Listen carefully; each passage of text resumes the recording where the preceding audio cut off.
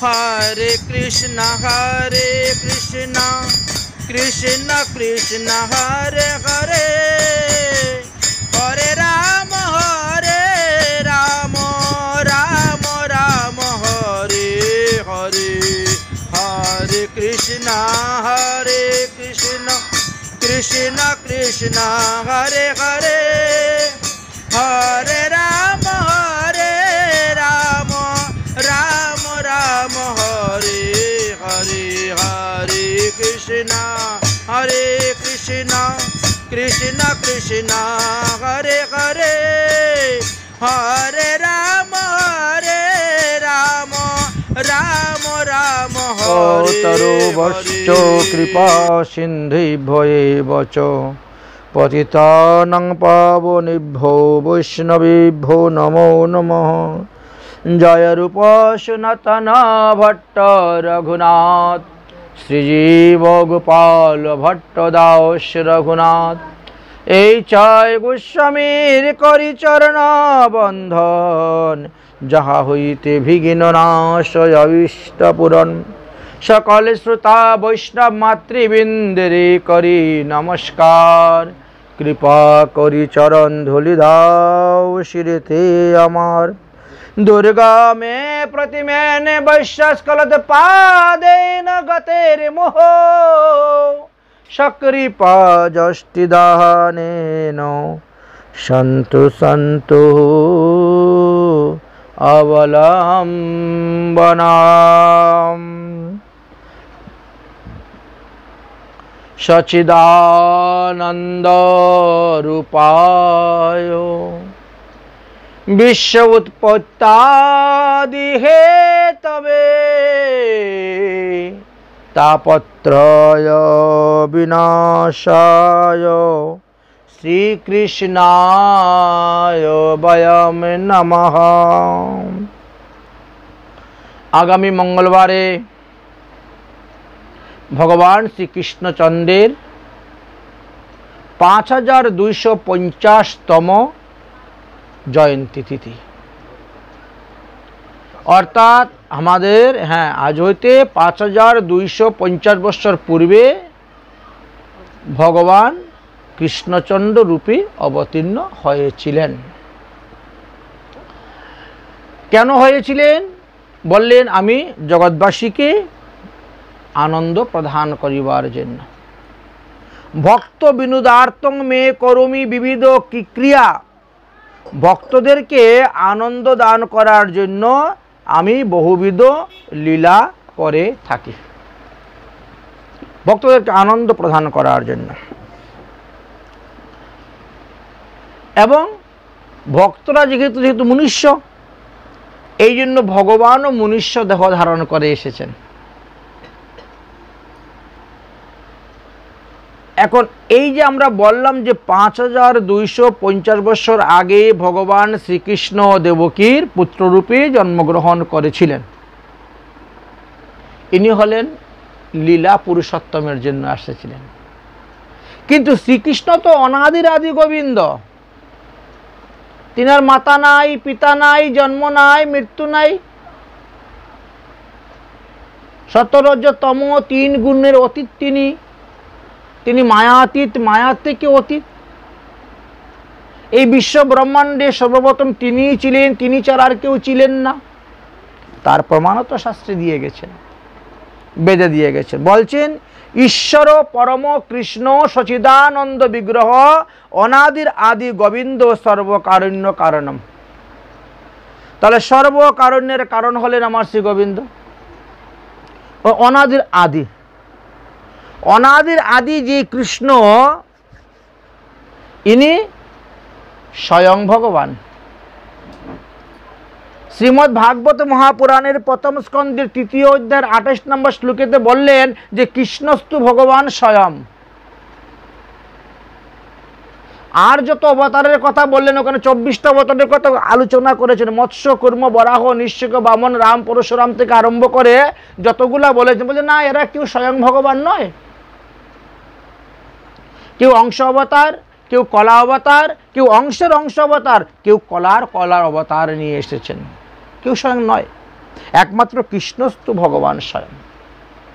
তাহলে অনাদির আদি গোবিন্দ স্বয়ং ভগবান কোথায় থাকেন? নিত্য গোলক ধামে থাকেন। সেই সময়ে বৈকুণ্ঠ ধামও নির্মাণ হয় নাই, ব্রহ্মলোক নির্মাণ হয় নাই, কৈলাসও নির্মাণ হয় নাই, এই বিশ্ব ব্রহ্মাণ্ড নির্মাণ হয় নাই। সেই সময়েও অনাদির আদি গোবিন্দ ছিলেন। আবার সমস্ত কিছু ধ্বংস হয়ে গেলেও তিনি থাকবেন। সেই অনাদির আদি গোবিন্দই হলেন স্বয়ং ভগবান শ্রীকৃষ্ণ। তিনি দেবতাদের কার্যসিদ্ধি করার জন্য দেবকীর পুত্র রূপে এসে তিনি অবতীর্ণ হয়েছিলেন। আর এটা হলো 2550 বছর, এই 5250 বছর আগে। কিন্তু তার থেকে কত কোটি কোটি বৎসর পূর্বেও তো তিনিই ছিলেন। এই বিশ্ব ব্রহ্মাণ্ডে তিনি ব্যতীত আর কেউ ছিল না। এই জন্য বললেন যে ঈশ্বর পরম কৃষ্ণ সচিদানন্দ বিগ্রহ অনাদির আদি গোবিন্দ সর্বকারণ্য কারণম। ভগবান শ্রীকৃষ্ণ হলেন অনাদির আদি। তার লীলার কোনো অন্ত নাই, মানে অন্ত পাবেনই না আপনি। ব্যাসদেব সুখদেব পর্যন্ত ভগবান লীলা কথা বর্ণন করতে করতে শেষ করতে পারছেন না। অনন্ত লীলা, এবং এক একটা ব্রহ্মাণ্ডে এক এক রকম লীলা। কোন ব্রহ্মাণ্ডের কথা তিনি বর্ণন করবেন, এমন অবস্থা। এই বিশ্ব ব্রহ্মাণ্ডে যাহা কিছু দেখতে পাচ্ছেন সব ভগবান শ্রীকৃষ্ণেরই সৃষ্টি, তিনারই সৃষ্টি। তিনি সৃষ্টিকর্তা রূপে ব্রহ্মা, তিনি পালনকর্তা রূপে বিষ্ণু, আর তিনি সংহারকর্তা রূপে মহাদেব। এই জন্য এই তিনটিকে বলা হয়েছে তিনার গুণ অবতার। তো গুণ অবতার যেভাবে আছে তেমনিভাবে লীলা অবতার আছে, তেমনিভাবে পুরুষ অবতার আছে, তেমনিভাবে মন্বন্তর অবতার আছে, তেমনিভাবে যুগ অবতার আছে, ঠিক তেমনিভাবে আবেশ অবতারও আছে। তাহলে কত কত অবতার! ব্রহ্মার এক দিবসে যে ভগবান কত অবতার নিয়ে আসেন তারই অন্ত নাই। কারণ ব্রহ্মার এক দিবসে 14 মন্বন্তর হয়। প্রতিটা মন্বন্তরে আসলে তো ওখানেই 14 মন্বন্তর 14 অবতার হয়ে গেলেন। আবার এক একটা মন্বন্তরে 71টা সত্যযুগ, 71টা ত্রেতাযুগ, 71টা দাপর যুগ, 71টা কলিযুগ। তাহলে ব্রহ্মার একদিনে তাহলে কতবার হয় সত্য, ত্রেতা, দাপর, কলি? দেখেন তো। তাহলে যুগ অবতার হলে সেগুলো কতগুলো অবতার আসতেছে। তো মন্বন্তর অবতার, যুগ অবতার তো এখানে পেলেন। তারপরে আবেশ অবতার, শক্তি অবতার, তার তো অন্ত নেই। এই জন্য বললেন তিনার লীলার অন্ত কেউ পায় নাই আর পাবেও না। কেউ যদি ইচ্ছা করে আকাশে কতগুলো তারা উঠেছে গণনা করে বলতে পারবে। কেউ যদি ইচ্ছা করে যে আজকে কত ফুটা বৃষ্টি পড়েছে গণনা করে বলতে পারবে। এমনকি পৃথিবীতে কত ধূলিকণা আছে সেটাও কেউ গণনা করে বলতে পারবে। কিন্তু ভগবানের যে কত লীলা অবতার, মন্বন্তর অবতার, যুগ অবতার, আবেশ অবতার, শক্তি অবতার, এইগুলা কেউ গণনা করে বলতে পারবে না। এই জন্য বলছে অবতারম অসংখ্যম, অসংখ্য অবতার তিনার। তার মধ্যে একটি অবতার এই দেবকীর পুত্র কৃষ্ণরূপী তিনি অবতার নিয়ে আসছিলেন কংস আদি অসুরদেরকে বধ করার জন্য, সাধুদেরকে রক্ষা করার জন্য, ধর্মকে স্থাপন করার জন্য তিনি এসেছিলেন। তো এবার বললেন যে তার তো অনন্ত অনন্ত শক্তি আছে। ভগবানের অনন্ত অনন্ত শক্তি আছে। তার মধ্যে 3টি শক্তিকে প্রধান শক্তি বলা হয়েছে। সেই 3টি প্রধান শক্তি কি কি বলেন? একটা হলো অন্তরঙ্গা শক্তি, একটা হলো বহিরঙ্গা শক্তি, আর একটা হলো তটস্থ শক্তি। এই 3 শক্তিকে দিয়ে তিনি কি কি কাজ করেন সেটা জানতে হবে। আর এই 3 শক্তিকে যদি আমরা অন্যদিকে ঘুরিয়ে বলি তাহলে মানুষে কি বলবে? স্বরূপ শক্তি, জীব শক্তি, মায়া শক্তি। এইগুলা কি এক একজন এক একভাবে ব্যাখ্যা করে যাচ্ছেন। স্বরূপ শক্তি, জীব শক্তি, মায়া শক্তি। এদিকে কি করেন ভগবান? এই সমস্ত শক্তি নিয়ে লীলা করেন। কি কি লীলা করেন? এক হলো নিত্যলীলা, এক হলো সৃষ্টিলীলা, আর এক হলো সংসার লীলা। সংসারে তো ভগবান এসে লীলা করে যাচ্ছেন, আমাদের মতো নেই। দেখেন না, বিবাহ করছেন, হ্যাঁ, রাজ্য করেছেন, যুদ্ধ করেছেন, স্ত্রী পুত্র জন্ম দিয়েছেন, মাতা পিতা দেবদ্বিজে গুরু ভক্তি কীভাবে সেগুলো শিখিয়েছেন, ব্রাহ্মণ ক্ষত্রিয় বৈশ্য শূদ্র ধর্ম সব শিখিয়েছেন, ব্রহ্মচর্য গৃহস্থ বানপ্রস্থ সন্ন্যাস আপনি আচরি ধর্ম জীবীকে শিখিয়ে গিয়েছেন। আচ্ছা, এবার স্বরূপ শক্তি, জীব শক্তি আর মায়া শক্তি। এখন প্রশ্ন হলো, এই যে তিনটি শক্তি, অনন্ত শক্তির মধ্যে তিন শক্তি প্রধান, তাহলে এই তিন শক্তি দিয়ে তিনি কি কি কাজ করেন? এই তিন প্রধান শক্তি দিয়ে কি কি কাজ করেন? তখন বললেন যে দেখো, অন্তরঙ্গা শক্তি দিয়ে কি করেন তিনি? তিনি বলতে এখানে শ্রীকৃষ্ণ, অন্তরঙ্গা শক্তি দিয়ে শ্রীকৃষ্ণ নিজের বিলাস মূর্তি, ভগবানের বিলাস মূর্তি কি আমরা জানি, বৈকুণ্ঠের নারায়ণ ভগবানের বিলাস মূর্তি। আবার বৈভব বিলাস মূর্তিও আছে। বিলাস মূর্তি, বৈভব বিলাস মূর্তি, এইভাবে অনেকভাবে বিভক্ত করা আছে ভগবানের মূর্তিগুলাকে। তাহলে দেখা গেল নিজের বিলাস মূর্তি, বৈভব বিলাস মূর্তি, এমনকি নিজ স্বরূপ শক্তি। নিজের স্বরূপ শক্তি বলতে রাধারানী, ললিতাদি সখীগণ, কায়ব্যরূপ। এই জন্য রাধারানী, ললিতাদি সখীগণ, অন্যান্য গোপীগণ, মঞ্জুরিগণ, কিঙ্করীগণ বা উনার যে সমস্ত পার্ষদগণ, তাদেরকে নিয়ে তিনি যে লীলা করেন সেই লীলাকে বলা হয় নিত্যলীলা। বুঝেছেন? নিত্যলীলা কিন্তু এখনো গোলকধামে চলতেছে। নিত্যলীলা এটা কোনো কোনো ভাগ্যবানে দেখিবারে পায়। এই লীলার জন্য কি করতেন? শ্রীকৃষ্ণ যুগমায়াকে আদেশ দিতেন। এই লীলাতে যুগমায়াকে আদেশ, যাও যুগমায়া তুমি এই কাজটা করে আসো, ওইটা ওইভাবে করবে, ওইটা ওইভাবে করবে, ওইটা ওইভাবে করবে। শ্রীকৃষ্ণ আদেশ দিয়ে, প্রেরণা দিয়ে করান এই কাজটা। আচ্ছা, যুগমায়া কীর্তক পরিচালনা করেন। এবার আসলেন শ্রীকৃষ্ণের বহিরঙ্গা শক্তি। বহিরঙ্গা শক্তি দ্বারা কি করেন ভগবান শ্রীকৃষ্ণ? প্রকৃতি অর্থাৎ নারী বা মায়া সৃষ্টি করেন, মায়া বিস্তার করেন। আমরা তো সব মায়ার বশীভূত। আমার ছেলে, আমার মেয়ে, আমার বাড়ি, আমার গাড়ি, আমার আমার আমার আমার করেই মরি। এটা মায়ার কথা। আমরা সব মায়া। মায়া শক্তি বিস্তার করে তিনি কি করলেন? ব্রহ্মাণ্ড সৃষ্টি করেছেন। ব্রহ্মাণ্ড সৃষ্টি করলেন, তার উপরে তার মধ্যে পৃথিবী একটা ব্রহ্মাণ্ডের মধ্যে সৃষ্টি করলেন। এই জন্য এই অন্তরঙ্গা শক্তি দিয়ে কি করা হয়? সৃষ্টিলীলা কার্য করা হয়। সৃষ্টিলীলা কার্য করা হয়। এবার হলো তটস্থা শক্তি। তটস্থ শক্তি দিয়ে কি করেন ভগবান শ্রীকৃষ্ণ? সমস্ত জীবকুলের সৃষ্টি করেছেন। এই জগতে যত প্রকার প্রাণী আছে, যত প্রকার প্রাণী আছে তাদের সৃষ্টিলীলা এটা ভগবত ইচ্ছায় ভগবানের কৃপায় হয়েছে, সৃষ্টি করেছেন। করে কি করছেন? তাদের সঙ্গে আবার সংসার লীলা করলেন। যে পুণ্যাত্মা, যে ভালো কাজ করে তাকে গলে লাগিয়েছেন, যে দুষ্কৃতি কাজ করে, অধার্মিক কাজ করে তাকে হত্যা করো, বধ করো, দেখিয়ে গেলেন। যে অন্যায় করে, অধর্ম করে তাকে সংহার কর। তাহলে এইভাবে তিনি সংসার লীলা করে গেলেন।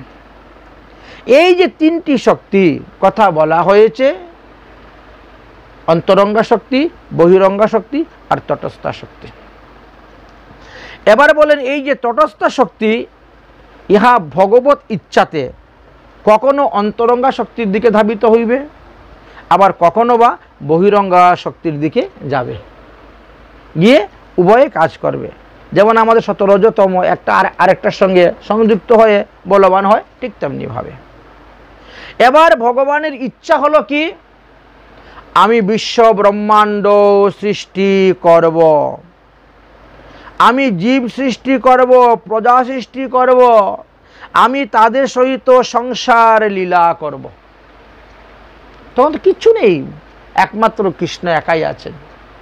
এই জন্য তেনার ইচ্ছা হলো আমি এইভাবে করব, করে আমি আনন্দ নিব, আপনি করে আস্বাদন, আমি আমার নিজের নাম রূপ লীলা এগুলা আস্বাদন করব। এই যে নই তিনার মনের মধ্যে এই বাসনা হলো। এখন ভগবান চিন্তা করলেন আমি বিশ্ব ব্রহ্মাণ্ড সৃষ্টি করব, পৃথিবী সৃষ্টি করব, প্রাণীকুল সৃষ্টি করব, তাদের সঙ্গে লীলা করব। কেন না, না ভক্তরা আমার এই প্রকট লীলা অপ্রকট লীলা এইগুলা যদি তারা পড়ে শুনে জানে আস্বাদন করে শ্রবণ করে কীর্তন করে, তাহলে তারা সমস্ত পাপ থেকে মুক্ত হয়ে আবার আমার কাছে চলে আসতে পারবে। ভগবান থেকে আমরা বেরিয়ে এসেছি, আবার ভজন সাধনের দ্বারাই ভগবানের কাছে গিয়ে পৌঁছতে পারবো। আর ভজন সাধন না করলে ওই ছিঁড়ে ছিটকে বাইরে বাইরেই ঘুরে বেড়াতে হবে, সেখানে যাওয়া যাবে না। এখন ভগবানের মনের মধ্যে এটি ঘুরপাক কাচ্ছে, আমি এখন ব্রহ্মাণ্ড সৃষ্টি করব, প্রাণী সৃষ্টি করব, জীব সৃষ্টি করব। এখন কথা হলো কোনো কিছু সৃষ্টি করতে গেলেও আবার তিনটা শক্তির প্রয়োজন। সেই তিনটা শক্তির নাম কি? প্রথমে হলো ইচ্ছা শক্তি, দ্বিতীয় হলো জ্ঞান শক্তি, আর তৃতীয় হলো ক্রিয়া শক্তি। আপনি যা কিছুই করবেন এই তিনটি শক্তি ছাড়া আপনি করতে পারবেন না। রুটি করতে গেলেও ইচ্ছা শক্তিটা আগে আসবে, যে আমি আজকে অন্ন খাবো না, রুটি খাবো। আচ্ছা, এখন ইচ্ছা শক্তি আসার সঙ্গে সঙ্গেই এখন জ্ঞান শক্তি আসবে। কি করতে হবে? আটা বাজার থেকে আনতে হবে, জল দিয়ে মাখাতে হবে, হ্যাঁ ঠিক না, দরকার তো এগুলো। তারপরে ক্রিয়া শক্তি চলে আসলো, চাকলা লো, বেলনা লেও, বেলো, তাওয়াতে দেও, শেখো, উঠাও। কোনো কিছু সৃষ্টি করতে গেলেই তিনটা শক্তির প্রয়োজন। কি কি শক্তি? ইচ্ছা শক্তি, জ্ঞান শক্তি, ক্রিয়া শক্তি। তো ভগবানের মনে যখন ইচ্ছা শক্তি বৃদ্ধি হলো, আমি সৃষ্টি কার্য করব, সঙ্গে সঙ্গে জ্ঞান শক্তি আনলো, কিভাবে সৃষ্টি কার্য করলে ভালো হবে, সুন্দর হবে। এই দুইটা যখন একত্র হয়, ইচ্ছা শক্তি আর জ্ঞান শক্তি যখন এক হয়ে যায়, তখনই ক্রিয়া শক্তি উৎপন্ন হন। সেই ক্রিয়া শক্তিকে, সেই ক্রিয়া শক্তি হলেন শঙ্কর্ষণ বিষ্ণু। এই ক্রিয়া শক্তি হলেন শঙ্কর্ষণ বিষ্ণু। এই শঙ্কর্ষণ বিষ্ণুকে আমরা চিনি কিভাবে? লক্ষণ রূপে, বলরাম রূপে, নিত্যানন্দ রূপে। এই ভিতরে আমরা জানি, আমরা চিনি, তার ব্যাখ্যা কিন্তু বিস্তার দেওয়া আছে শাস্ত্রে, বিস্তার ব্যাখ্যা করেছেন।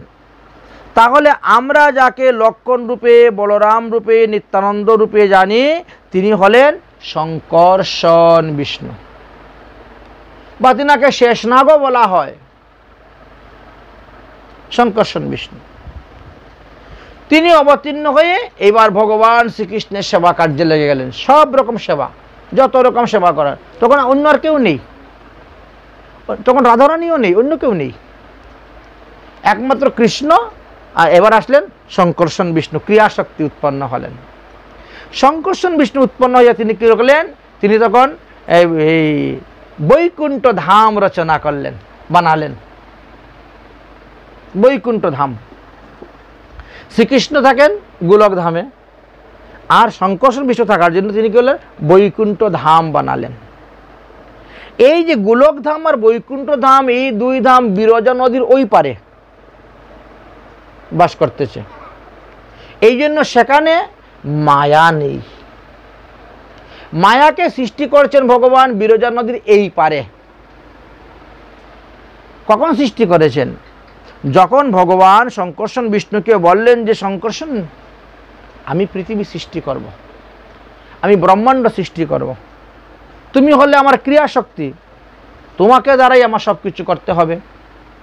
শঙ্কর্ষণ বিষ্ণু বলল, প্রভু আমি তো তোমার সেবায় সর্বদা থাকব, আমি তোমার সেবায় সর্বদা থাকব।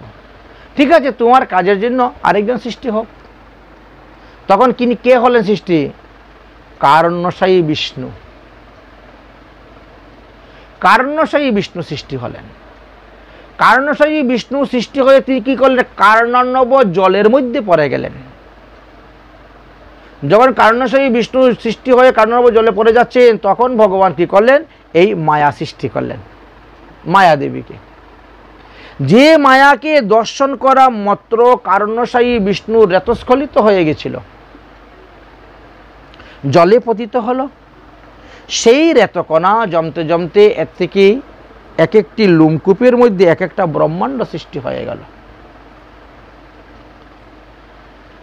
তাহলে যতগুলো, এই জন্য কারণ্যশায়ী বিষ্ণুকে বলা হয় মহাবিষ্ণু। আর সেই মহাবিষ্ণু অবতার শ্রী অদ্বৈত চন্দ্র। মহাবিষ্ণু, মহাবিষ্ণুর এক একটা লোমকূপের মধ্যে এক একটা ব্রহ্মাণ্ড। এখন মহাবিষ্ণুর শরীরে কত হাজার লোমকূপ আছে, তত লোমকূপ এর মধ্যে ততটা ব্রহ্মাণ্ড বিরাজ করতেছে। ভগবান এখন চিন্তা করলেন যে ব্রহ্মাণ্ডের ভিতরে প্রবেশ করেই তো সৃষ্টিকার্য আরম্ভ করব, ব্রহ্মাণ্ডের বাইরে তো আর হবে না, প্রতিটা ব্রহ্মাণ্ডের ভিতরে প্রবেশ করতে হবে, প্রতিটা ব্রহ্মাণ্ডে সৃষ্টিকার্য আরম্ভ করতে হবে। এখন কি করা যায়? শঙ্কর্ষণ বিষ্ণু ভগবানের সেবা কাজে ব্যস্ত, কারণ্যশায়ী বিষ্ণু ব্রহ্মাণ্ড সব ধারণ করে আছেন, তো ব্রহ্মাণ্ডের ভিতরে প্রবেশ করবে কে? এই জন্য গর্ভদোষায়ী বিষ্ণু সৃষ্টি করলেন। কেন না গর্ভদোষায়ী? ইনি ওই ব্রহ্মাণ্ডের গর্ভে প্রবেশ করেছেন। ব্রহ্মাণ্ডের গর্ভে তিনি প্রবেশ করেছেন বলে তিনাকে বলা হয়েছে গর্ভদোষায়ী বিষ্ণু। সেই গর্ভদোষায়ী বিষ্ণু যখন ব্রহ্মাণ্ডের ভিতরে প্রবেশ করলেন, প্রবেশ করার পরে দেখেন যে সমস্ত ব্রহ্মাণ্ড অন্ধকার, কারণ তখন চন্দ্র সৃষ্টি হন নাই, সূর্য সৃষ্টি হন নাই, তখন সৃষ্টির প্রথম দিকের লীলা, চন্দ্র সূর্য পর্যন্ত নেই, সমস্ত ব্রহ্মাণ্ডটা অন্ধকার। কিন্তু তখন কে কে ছিলেন? কৃষ্ণ, শঙ্কর্ষণ বিষ্ণু, কারণ্যশায়ী বিষ্ণু, গর্ভদোষায়ী বিষ্ণু। ব্রহ্মাণ্ডে ঢুকে দেখলেন যে সমস্ত ব্রহ্মাণ্ড অন্ধকার, শূন্য ব্রহ্মাণ্ড, কিচ্ছু নেই, শূন্য ব্রহ্মাণ্ড। নিজের শরীর থেকে তাপ দিলেন, ভগবত ইচ্ছা। কৃষ্ণের শরীরে যে শক্তি আছে সেটা বিষ্ণুর শরীরে প্রবেশ করিয়ে দিচ্ছেন, শক্তিটা সেই শক্তি বলবান হয়ে যাচ্ছে। এইবার তিনি তাপ প্রদান করে দেখলেন সমস্ত ব্রহ্মাণ্ড অন্ধকার। তখন ঘাম পড়তে শুরু হলো বিষ্ণুর, টপ টপ টপ টপ করে ঘাম পড়া শুরু হয়ে গেছে। এই ঘাম পড়তে পড়তে ঘামের জলেতে বিরাট জলাশয় হয়ে গেল। কত ঘাম! অতিরিক্ত ঘাম যদি বেরোয় শরীর ক্লান্ত হয়ে যায়, দুর্বল হয়ে যায়। ভগবানের সেরকম হলো। গর্ভদোষায়ী বিষ্ণু যখন একটু দুর্বল হয়ে যায়, ক্লান্ত হয়ে যায়, না আমি আর পারছি না, এখন একটু বিশ্রাম করতে, একটু বিশ্রাম করব, সঙ্গে সঙ্গে ওই শঙ্কর্ষণ বিষ্ণু শেষনাগ হয়ে গেলেন। শেষনাগ হয়েই আসন, শয্যা, বালিশ, উপাদান সব ওই তিনের শরীর দিয়ে, লেজ দিয়া, বাস ছাতা ফনা দিয়ে ধরে নিলেন। নারায়ণ বিষ্ণু, গর্ভদোষায়ী বিষ্ণু শয়ন করলেন। গর্ভদোষায়ী বিষ্ণু শয়ন করেছেন, বহুদিন শয়নে আছেন। এইবার কি হয়েছে? গর্ভদোষায়ী বিষ্ণুর নাভি হইতে একটা পদ্ম ফুল বেরোলো, নাভি হইতে একটা পদ্ম ফুল বেরিয়েছে। এত লম্বা পদ্ম ফুল হয়ে গেছে, বাস সেই পদ্ম ফুলের উপরে ব্রহ্মা জন্মগ্রহণ করলেন। দেখেছেন? সেই পদ্ম ফুলের উপরে সৃষ্টি হলেন ব্রহ্মা। তাহলে কত পরে ব্রহ্মার জন্ম? ব্রহ্মা সৃষ্টি হওয়ার পরে তিনি দেখলেন যে সমস্ত ব্রহ্মাণ্ডের মধ্যে আমি একা, আর কেউ নেই, একমাত্র আমি একা, আর কেউ নেই। তাহলে এই পদ্ম ফুলটা কোথার থেকে সৃষ্টি হলো? পদ্ম ফুলের ওই যে পাইপ আছে, নল, নলের ভিতর দিয়ে প্রবেশ করলেন। যেতে যেতে যেতে যেতে কোনো কুল কিনারেই পাচ্ছেন না। তিনি গর্ভশায়ী বিষ্ণুকে দেখতেই পান নাই। যার নাভির থেকে পদ্ম ফুল উঠেছে তাকে খুঁজেই পান নাই। আবার উপরে উঠে গেছেন, চিন্তা করছেন সর্বনাশ, আমি ছাড়া তো এই ব্রহ্মাণ্ডের মধ্যে কেউ নেই, তা আমাকে কে বা সৃষ্টি করলো? কেনই বা আমাকে সৃষ্টি করলেন? কে আমার মাতা, কে আমার পিতা? আমি কি করব, কি কাজের জন্য আমার সৃষ্টি হলো? ব্রহ্মা যখন ওইভাবে চিন্তা করছেন তখন আকাশবাণী হলো, তপ, আমাকে যদি দেখতে চাও তাহলে তুমি তপস্যা করো। আমাকে তপস্যা না করলে কেউ দেখতে পায় না। তপস্যা করো। তুমি কি তপস্যা করব? ভগবান তখন তিনার বংশী ধ্বনির দ্বারা প্রথমে ক্লিং, শেষে সোহা যুক্ত শ্রীকৃষ্ণের বীজ মন্ত্র দিলেন, বংশীনাদের দেওয়া হলো, যেটাকে আমরা কাম বীজ বলি। পেয়ে গেলেন। দেব পরিমাণে 1000 বৎসর ব্রহ্মা জপ করলেন। জপ করতে করতে করতে করতে ভগবান শ্রীকৃষ্ণ প্রসন্ন হলেন। প্রসন্ন হয়ে এসে তিনি প্রকট হলেন। প্রকট হয়ে ব্রহ্মাকে বললেন, ব্রহ্মা, আমি তোমাকে এই ব্রহ্মাণ্ডের অধিপতি বানালাম। আমার শক্তি তোমার শরীরের মধ্যে প্রবেশ করে দিলাম, আর তুমি এবার সৃষ্টি কার্য আরম্ভ করো। এই ব্রহ্মাণ্ডটা না ভরতে হবে মানুষ, গরু, পশু, পাখি সবকিছু দিয়েই, গাছপালার থেকে আরম্ভ করে নদী, নালা, খাল, বিল, পাহাড়, পর্বত, সমুদ্র সবকিছু দিয়েই করতে হবে। আর তুমি কিন্তু ইচ্ছা করলে মাত্রই সৃষ্টি হয়ে যাবে। আমি তোমাকে সেই শক্তি দিই, ওটা ইচ্ছা শক্তি। ইচ্ছা শক্তি আমি তোমার শরীরের মধ্যে প্রয়োগ করলাম এবং তোমাকে এই ব্রহ্মাণ্ডের প্রজাপতি বানালাম। তুমি হলে এই ব্রহ্মাণ্ডের প্রথম পুরুষ। তুমি এই পদ্ম ফুলের উপরে জন্মগ্রহণ করেছ। এই জন্য এই কল্পের নাম হলো পদ্মকল্প। এর আগেও একটি কল্প ছিল যার নাম ছিল ব্রহ্মকল্প। এইবার এই পদ্ম ফুলের উপর তোমার জন্ম হয়েছে, এই জন্য পদ্মকল্প। তুমি এর আগে যে ব্রহ্মকল্প ছিল সেই কল্পেও তুমিই ব্রহ্মা ছিলে, কিন্তু তোমার পরমায়ু তো মাত্র 100 বৎসর। 100 বৎসর পরে তোমারও মৃত্যু, কিন্তু আমাদের হিসাবে নয়। আমাদের হিসাবে 100 বৎসর নয়, দেবতাদের হিসাবে। বুঝেছেন? দেব পরিমাণে, দেবতাদের হিসাবে 100 বৎসর।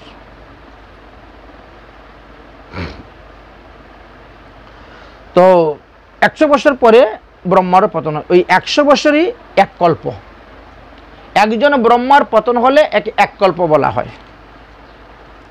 অতএব আমি তোমাকে শক্তি সঞ্চার করে দিলাম। পূর্বেতে তুমি যেভাবে সৃষ্টিকার্য করেছিলে, এইবার তুমি সেইভাবে সৃষ্টিকার্য করে এই বিশ্ব ব্রহ্মাণ্ডকে পরিপূর্ণ করো। শূন্য ব্রহ্মাণ্ডকে পূর্ণ করতে হবে। প্রভু, আমি যে সৃষ্টি করব তাদেরকে পালন করবে কে? আমি যে সৃষ্টি করব তাদের পালন করবে কে? ঠিক তো? তখন ভগবান শ্রীকৃষ্ণ কি করলেন? আরও এক অংশে তিনি এই ক্ষীরোৎসাহী বিষ্ণু রূপে প্রকট হলেন। ক্ষীরোৎসাহী বিষ্ণু, এই ক্ষীরোৎসাহী বিষ্ণু হলেন বেষ্টি ভগবান। বা সমষ্টি ভগবান। এই ক্ষীরোৎসাহী বিষ্ণু আমাদের প্রতিটা জীবের ভিতরে পরমাত্মা রূপে আছেন। তাহলে বিষ্ণু কজন হলো? 4 জন বিষ্ণু। কি কি? সংকর্ষণ বিষ্ণু, কারণ্যশী বিষ্ণু, গর্ভোদশায়ী বিষ্ণু আর ক্ষীরোদশায়ী বিষ্ণু। এই 4 বিষ্ণু, এই 4 জনকে বলা হয় ভগবানের পুরুষ অবতার। এরা পুরুষ অবতারের মধ্যে পড়লেন। ব্রহ্মা কিসের মধ্যে পড়লেন? গুণ অবতার। তাহলে শতগুণে বিষ্ণু, গর্ভোদশায়ী বিষ্ণু আসলেন। আর শতগুণ না থাকলে পালন করা যায় না। রজগুণে ব্রহ্মা, কারণ রজগুণ না থাকলে সৃষ্টি করা যাবে না। এইবার আচ্ছা, সৃষ্টির কার্য হলো, পালন কার্য হলো, সংহারও তো প্রয়োজন আছে। সংহার করবে কে? তখন ভগবানের গুণ অবতার, ভগবান শ্রীকৃষ্ণই গুণ অবতার রূপে তিনি তখন মহাদেব হয়ে গেলেন, হয়ে প্রকট হয়ে গেলেন। তাহলে মহাদেব হলেন সংহারকর্তা। এই 3 জনের সৃষ্টি হয়ে গেল। ব্রহ্মাকে বললেন, ব্রহ্মা এবার তুমি সৃষ্টি কার্য আরম্ভ করো, আর দেরি নেই। ভগবান শ্রীকৃষ্ণ নিত্য গোলক ধামে চলে গেলেন। সংকর্ষণ বিষ্ণু তিনি বৈকুণ্ঠে চলে গেলেন। কারণ্যশায়ী বিষ্ণু তিনি সমস্ত ব্রহ্মাণ্ডকে ধারণ করে আছেন। ক্ষীরোৎসাহী বিষ্ণু তিনি ক্ষীরসাগরে শয়ন করেছেন। আর গর্ভোদশায়ী বিষ্ণু, আর ক্ষীরোৎসাহী বিষ্ণু যত জীব সৃষ্টি করতেছেন তাদের পরমাত্মা প্রাণ রূপে তাদের শরীরে প্রবেশ হচ্ছেন, প্রাণ রূপে। এই জন্য ভগবানও আমাদের ভিতরে আছেন পরমাত্মা রূপে। ইনি হলেন ব্যষ্টি ভগবান বা সমষ্টি ভগবান, তাকে ক্ষীরোৎসাহী বিষ্ণু বলা হয়।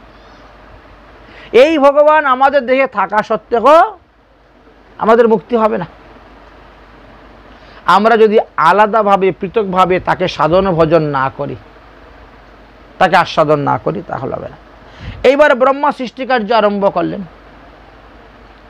প্রথমেই তিনি সৃষ্টি করলেন কি? চতুর্ষণ, মানসিক, মানুষপুত্র বলা হয় এদেরকে। মনে মনে চিন্তা করলেন আমি সৃষ্টিকার্য করব, আমার 4টা ছেলের দরকার। হয়ে গেছে 4 ছেলে। কি কি? সনত, সন্নন্দ, সন্নত কুমার, সনাতন। এই 4 জনকে বললেন যে বাবা আমি তোদের 4 জনের জন্য 4টা নারী সৃষ্টি করে দিব, তোরা ওদের বিয়ে করবি, করে তোরা সংসার করে সৃষ্টিকার্য বাড়া।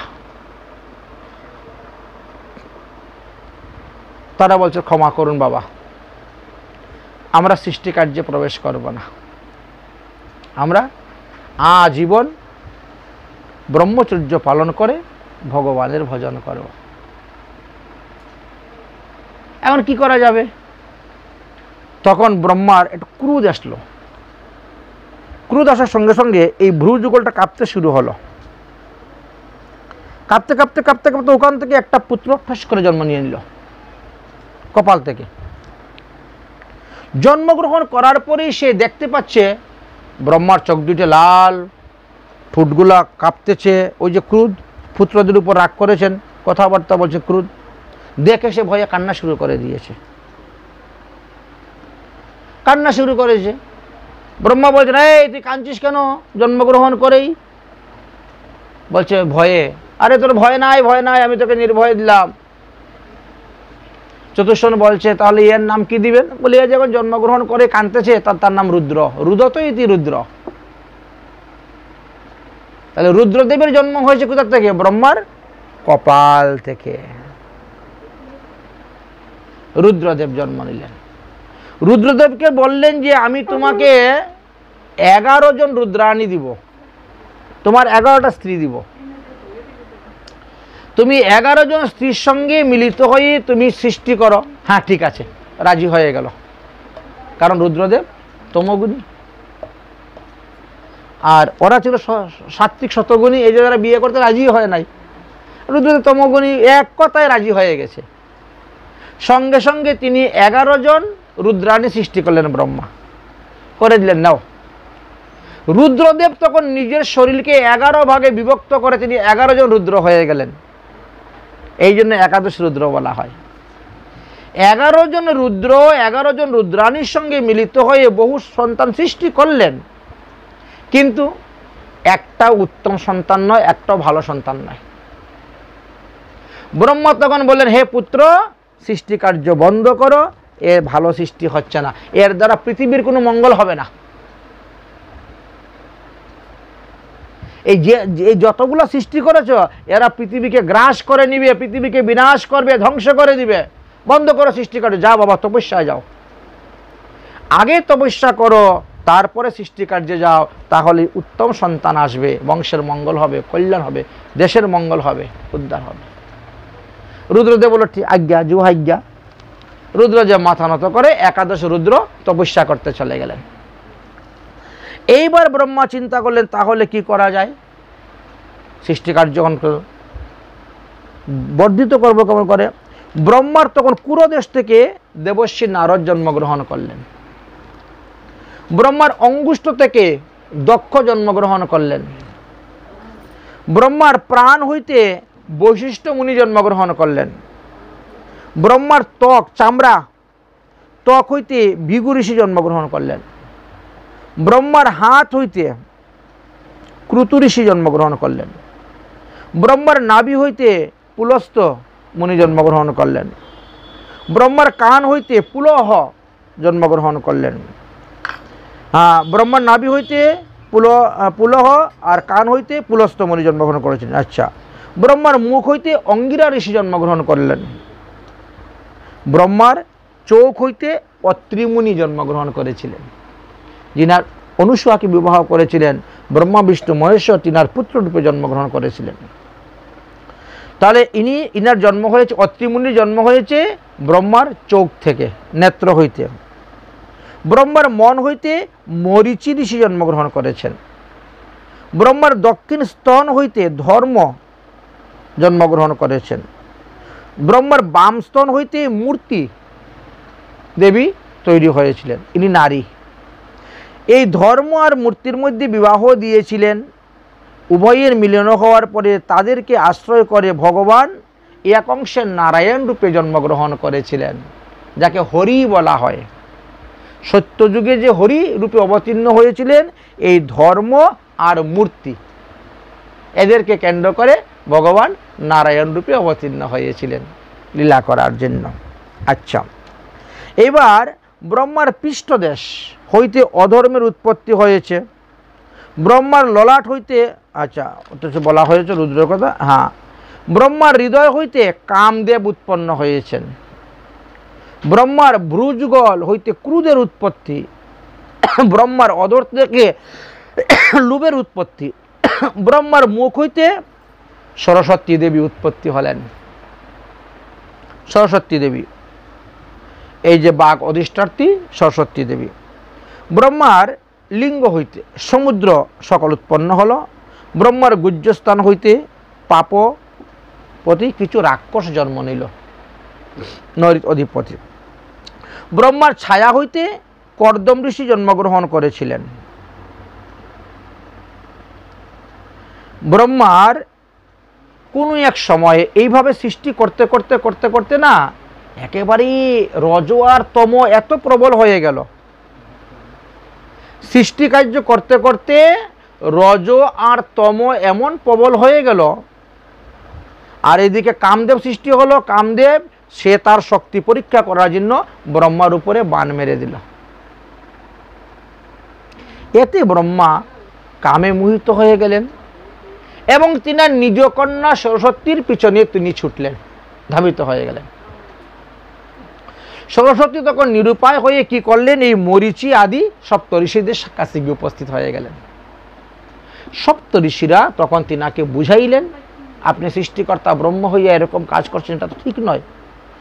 তখন তিনার সেই শরীরটা, যে তামসিক শরীরটা তখন হয়েছিল, সেটাকে ত্যাগ করে দিয়েছিলেন। বলা যায় যে এইটাকে 10 দিক গ্রহণ করেছিলেন বলে তার থেকেই অন্ধকার এবং কুয়াশার উৎপত্তি হয়েছে। এটা ব্রহ্মারই শরীর, এটা পরিত্যক্ত শরীর, এটা পাপময় শরীর থেকে এই কুয়াশা আর অন্ধকারের উৎপত্তি হয়েছে। ব্রহ্মার তো মুখ চারটা, আমাদের এই ব্রহ্মাণ্ডের ব্রহ্মার। ব্রহ্মার পূর্ব দিকের মুখ হইতে ঋগ্বেদে সৃষ্টি হয়েছে, ব্রহ্মার দক্ষিণ দিকের মুখ হইতে যজুর্বেদ সৃষ্টি হয়েছে, ব্রহ্মার পশ্চিম দিকের মুখ হইতে সামবেদ সৃষ্টি হয়েছে, আর ব্রহ্মার উত্তর দিকের মুখ হইতে অথর্ববেদ সৃষ্টি হয়েছে। ব্রহ্মার পূর্ব দিকের মুখ হইতে আয়ুর্বেদ অর্থাৎ চিকিৎসা শাস্ত্র সৃষ্টি হয়েছে, ব্রহ্মার দক্ষিণ দিকের মুখ হইতে ধনুর্বেদ অর্থাৎ যুদ্ধবিদ্যা অস্ত্রবিদ্যা শাস্ত্র শস্ত্রবিদ্যা সৃষ্টি হয়েছে, বুঝেছেন। ব্রহ্মার পশ্চিম দিকের মুখ হইতে গন্ধর্ব বেদ অর্থাৎ সঙ্গীত বিদ্যা সৃষ্টি হয়েছে, আর ব্রহ্মার উত্তর দিকের মুখ হইতে শিল্পবিদ্যা স্থাপত্য বিদ্যার সৃষ্টি হয়েছে। এইভাবে ব্রহ্মা একের পর এক বহু সৃষ্টি করলেন, করেই যাচ্ছেন। বাস, এইবার এই যে ব্রহ্মা যে এত কিছু সৃষ্টি করলেন, তার মধ্যে আমরা জানতে পারলাম যে ব্রহ্মার চক্ষু হইতে অত্রিমুনি সৃষ্টি হয়েছিলেন। সেই অত্রিমুনির থেকে একটা পরম্পরা আসছে। আমরা কিন্তু আলোচনা করতেছি ভগবান শ্রীকৃষ্ণ প্রথমেও ছিলেন, আবার এসে দেবকীর ঘরে জন্মগ্রহণ করলেন। মধ্যে কোন কোন পুরুষ ছিলেন, কে কে পুরুষ ছিলেন, কি কি তাদের বংশাবলী দেখবেন, আবার সেই স্থানে গিয়ে পৌঁছে যাবেন বংশাবলী। তাহলে এবার অত্রিমুনির কাছে আমরা এসে উপস্থিত হলাম। অত্রিমুনি উনি একটু ব্রহ্মার মতন গুণবান ছিলেন, যেমন তেজস্বী যেমন তপস্বী তেমন গুণবান ছিলেন, ব্রহ্মার থেকে কোনো অংশে তিনি কম ছিলেন না। এই অত্রিমুনির আনন্দ অশ্রু থেকে জন্ম নিলেন চন্দ্রদেব। এই যে আকাশের চন্দ্র, এই চন্দ্রকে সোম বলা হয়, সোম বলা হয়। এই চন্দ্রদেব জন্মগ্রহণ করলেন। ব্রহ্মা তাহাকে উপাধি দিলেন তুমি ব্রাহ্মণ, অতএব তুমি দেবগুরু বৃহস্পতির কাছ থেকে এবার লেখাপড়া করো, অধ্যয়ন করো। আচ্ছা, ব্রাহ্মণ। এবং তুমি ঔষধের অধিপতি, ঔষধ অধিপতি, যত প্রকার ঔষধ আছে তার অধিপতি হলেন চন্দ্রদেব। আর হলো নক্ষত্র অধিপতি, অর্থাৎ 27টি নক্ষত্র চন্দ্রদেবের স্ত্রী, এই জন্য ইনি নক্ষত্র অধিপতি হন। তারপরে এই চন্দ্রদেব কি করলেন, তিনি ত্রিলোক বিজয়ের জন্য বেরোলেন, যুদ্ধ করলেন, ত্রিলোক তিনি বিজয় হলেন এবং তিনি রাজস্বীয় যজ্ঞ করলেন। এইভাবে অনুষ্ঠান করতে করতে, বলবীর্য প্রকাশ করতে করতে একটা গর্ব এসে যায়, অহংকার এসে গেল, অভিমান এসে গেল। সেই ধনগর্বে গর্বিত হয়ে তিনি কোনো এক সময় বলপূর্বক দেবগুরু বৃহস্পতির স্ত্রী তারাকে হরণ করে নিয়ে গেলেন। যাদেরও কলঙ্ক আছে, দুষে গুণে মিলিয়ে সব, তারাকে হরণ করে নিলেন। তারাকে যখন হরণ করে নিলেন এবং সেই চন্দ্রের ঔরসে তারার গর্ভে একটি সন্তান জন্মগ্রহণ করেছিল। ব্রহ্মা এসে তার নাম দিলেন কি, বুধ। তার নাম দিলেন বুধ। এই বুধ আমাদের 9টি গ্রহের মধ্যে একটি গ্রহ। আচ্ছা, বুধ যখন বড় হলেন, বড় হওয়ার পরে তিনি কি করলেন, তিনি একদিন দেখলেন যে বৈবস্বত মুনির মনুর কন্যা, বৈবস্বত মনুর কন্যা ইলা বনের মধ্যে বিচরণ করতে গিয়েছেন। তখন এই চন্দ্রের পুত্র বুধ এসে ইলার কাছে উপস্থিত হলো, আমি তোমাকে বিবাহ করতে চাই,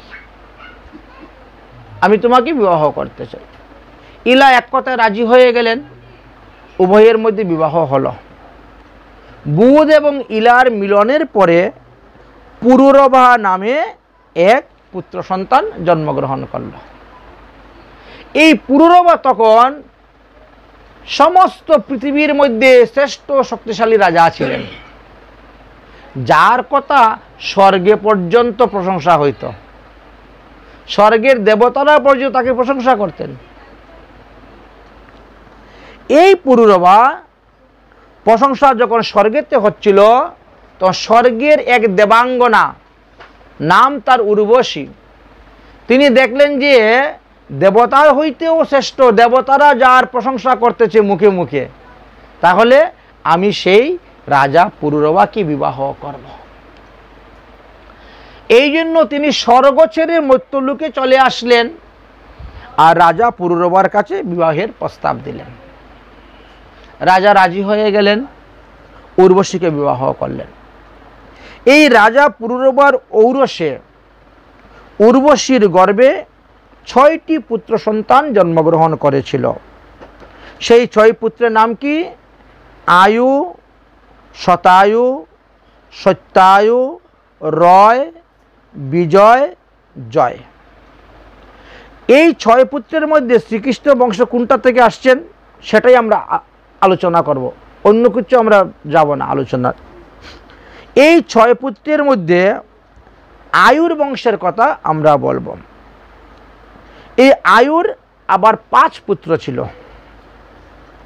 প্রথম পুত্রের নাম ছিল নহুষ, দ্বিতীয় পুত্রের নাম হলো ক্ষেত্র বৃদ্ধ, তৃতীয় পুত্রের নাম ছিল রজি, চতুর্থ পুত্রের নাম রম্ভ, আর পঞ্চম পুত্রের নাম ছিল অনেনা। এর মধ্যে যিনি নহুষ বড় শেষলে, সেই বংশেতে ক্রম অনুসারে আমরা নিচের দিকে নামব। এই নহুষের বংশাবলীর কথা বলা হবে। এই নহুষ বড় প্রতাপশালী রাজা ছিলেন। দেবরাজ ইন্দ্র বৃত্তাসুরকে বধ করেছিল, আর তিনি তখন স্বর্গরাজ্য ত্যাগ করে গিয়ে লক্ষ্মীর পদ্মবনে প্রবেশ করে গিয়ে আত্মগোপন করেছিলেন। ততদিন এই নহুষ স্বর্গে রাজত্ব করেছিলেন, স্বর্গে দেবরাজ ইন্দ্র হয়েছিলেন তিনি। এই নহুষ স্বর্গের দেবরাজ ইন্দ্র হয়েছিলেন। যতদিন পর্যন্ত কার্তিকের জন্ম হয় নাই, কার্তিক দেবসেনা হন নাই, চিন্তা করতে পারছেননি, এই অবস্থা, তিনি স্বর্গের রাজা হয়েছিলেন। যাই হোক, এই নহুষের 6 পুত্র ছিল। প্রথম পুত্রের নাম যতি, দ্বিতীয় পুত্রের নাম যজাতি, তৃতীয় পুত্রের নাম সংজাতি, চতুর্থ পুত্রের নাম আয়তি, পঞ্চম পুত্রের নাম বিয়তি এবং ষষ্ঠ পুত্রের নাম কীর্তি। তাহলে এই যে 6 জন নহুষের পুত্র, তার মধ্যে যজাতি থেকে যদুবংশ এসেছে, আর যদুবংশে ভগবান শ্রীকৃষ্ণ অবতীর্ণ হয়েছেন। দেখেন বংশটা কিভাবে আসতেছে। আমরা অন্যদিকে ডালপালাগুলো ছেড়ে দিয়ে খালি মূল বিষয়গুলো নামতেছি, এর পুত্র এ, তার পুত্র এই নামতেছি। তার মধ্যে নহুষের পুত্র যজাতির বংশটি শ্রেষ্ঠ। এই যজাতি 2 বিবাহ করেছিলেন, 2টি বিবাহ করেছিলেন। একজন হলেন দেবযানী আর একজন হলেন শমিষ্ঠা। বুঝেছেন? দেবযানী এবং শমিষ্ঠা।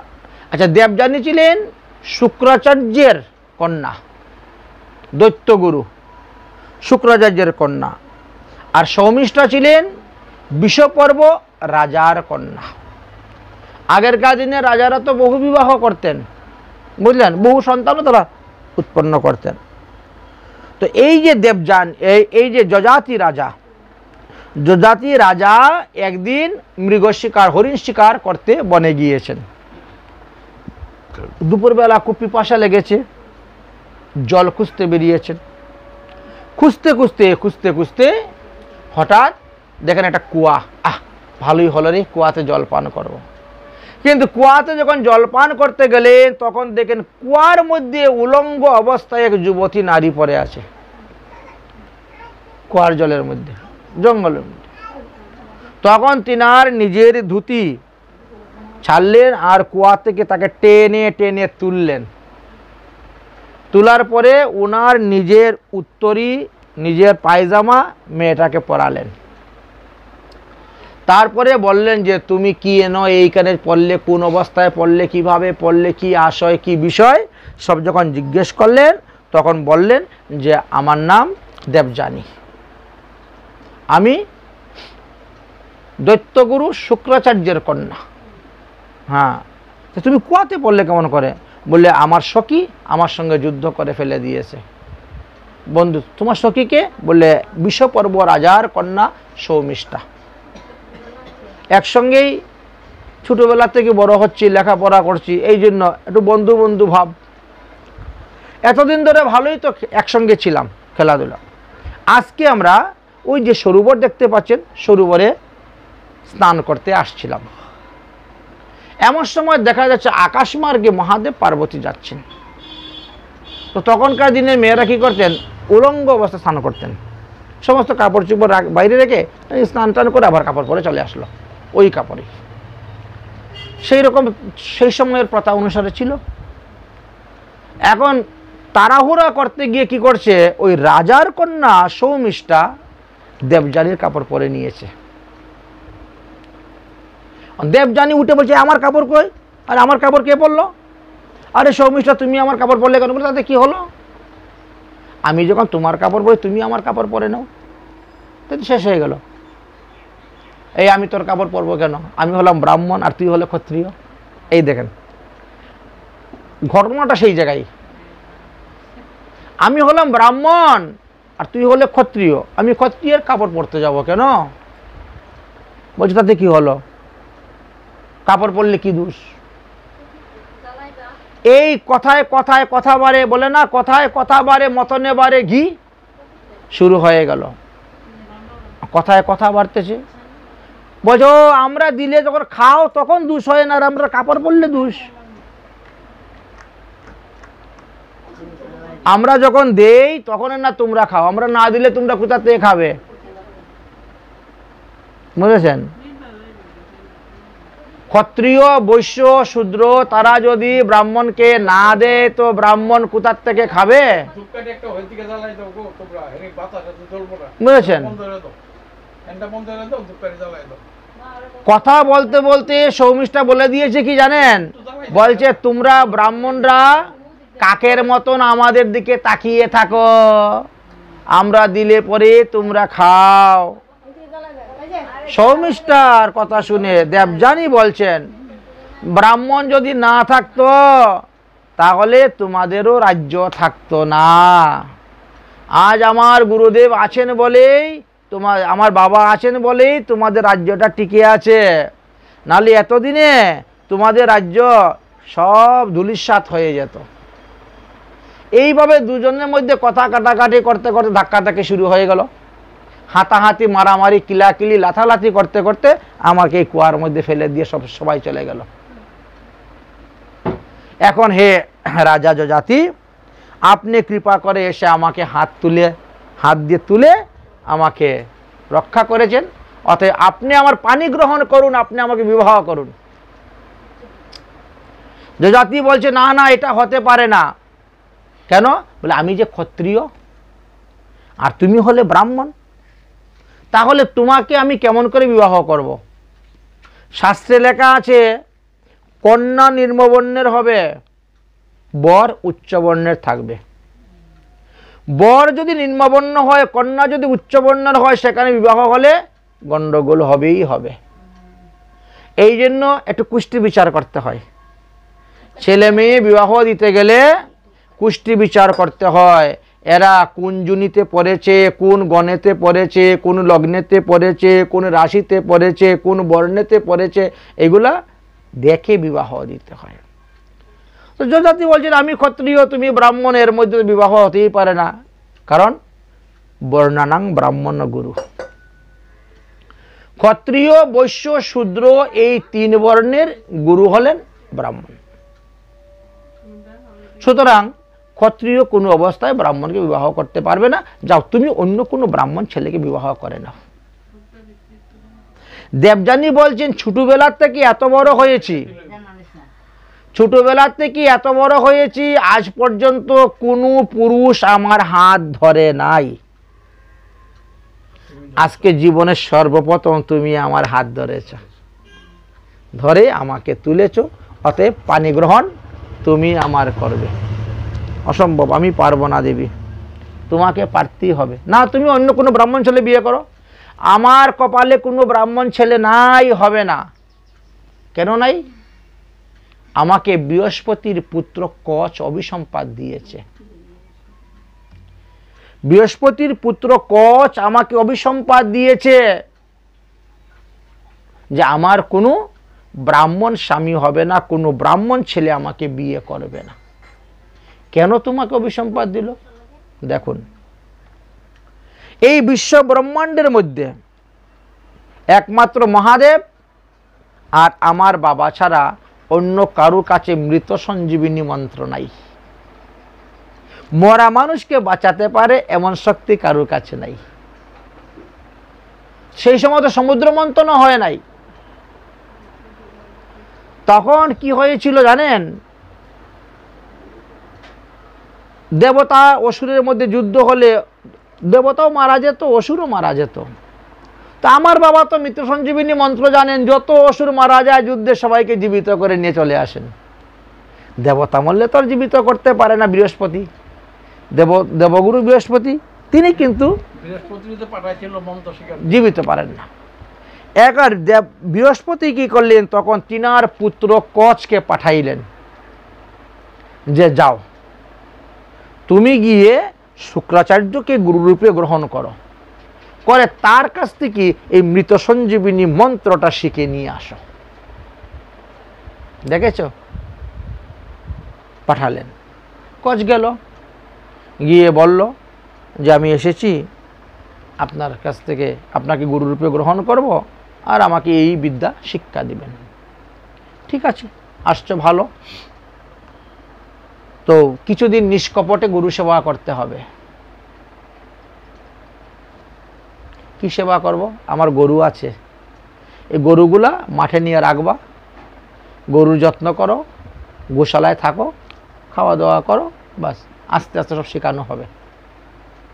কষ্ট শুরু করলেন গুরুদেবের সেবা। অসুরেরা জানতে পারলো যে হ্যাঁ, এইবার তো কচ যদি মৃত সঞ্জীবিনী মন্ত্র শিখে যায় তাহলে আর এদের সঙ্গে যুদ্ধ করে আমরা পারবো না।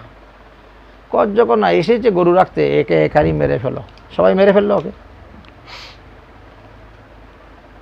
দেবযানী কিন্তু তখন থেকে কচকে ভালোবাসতেন।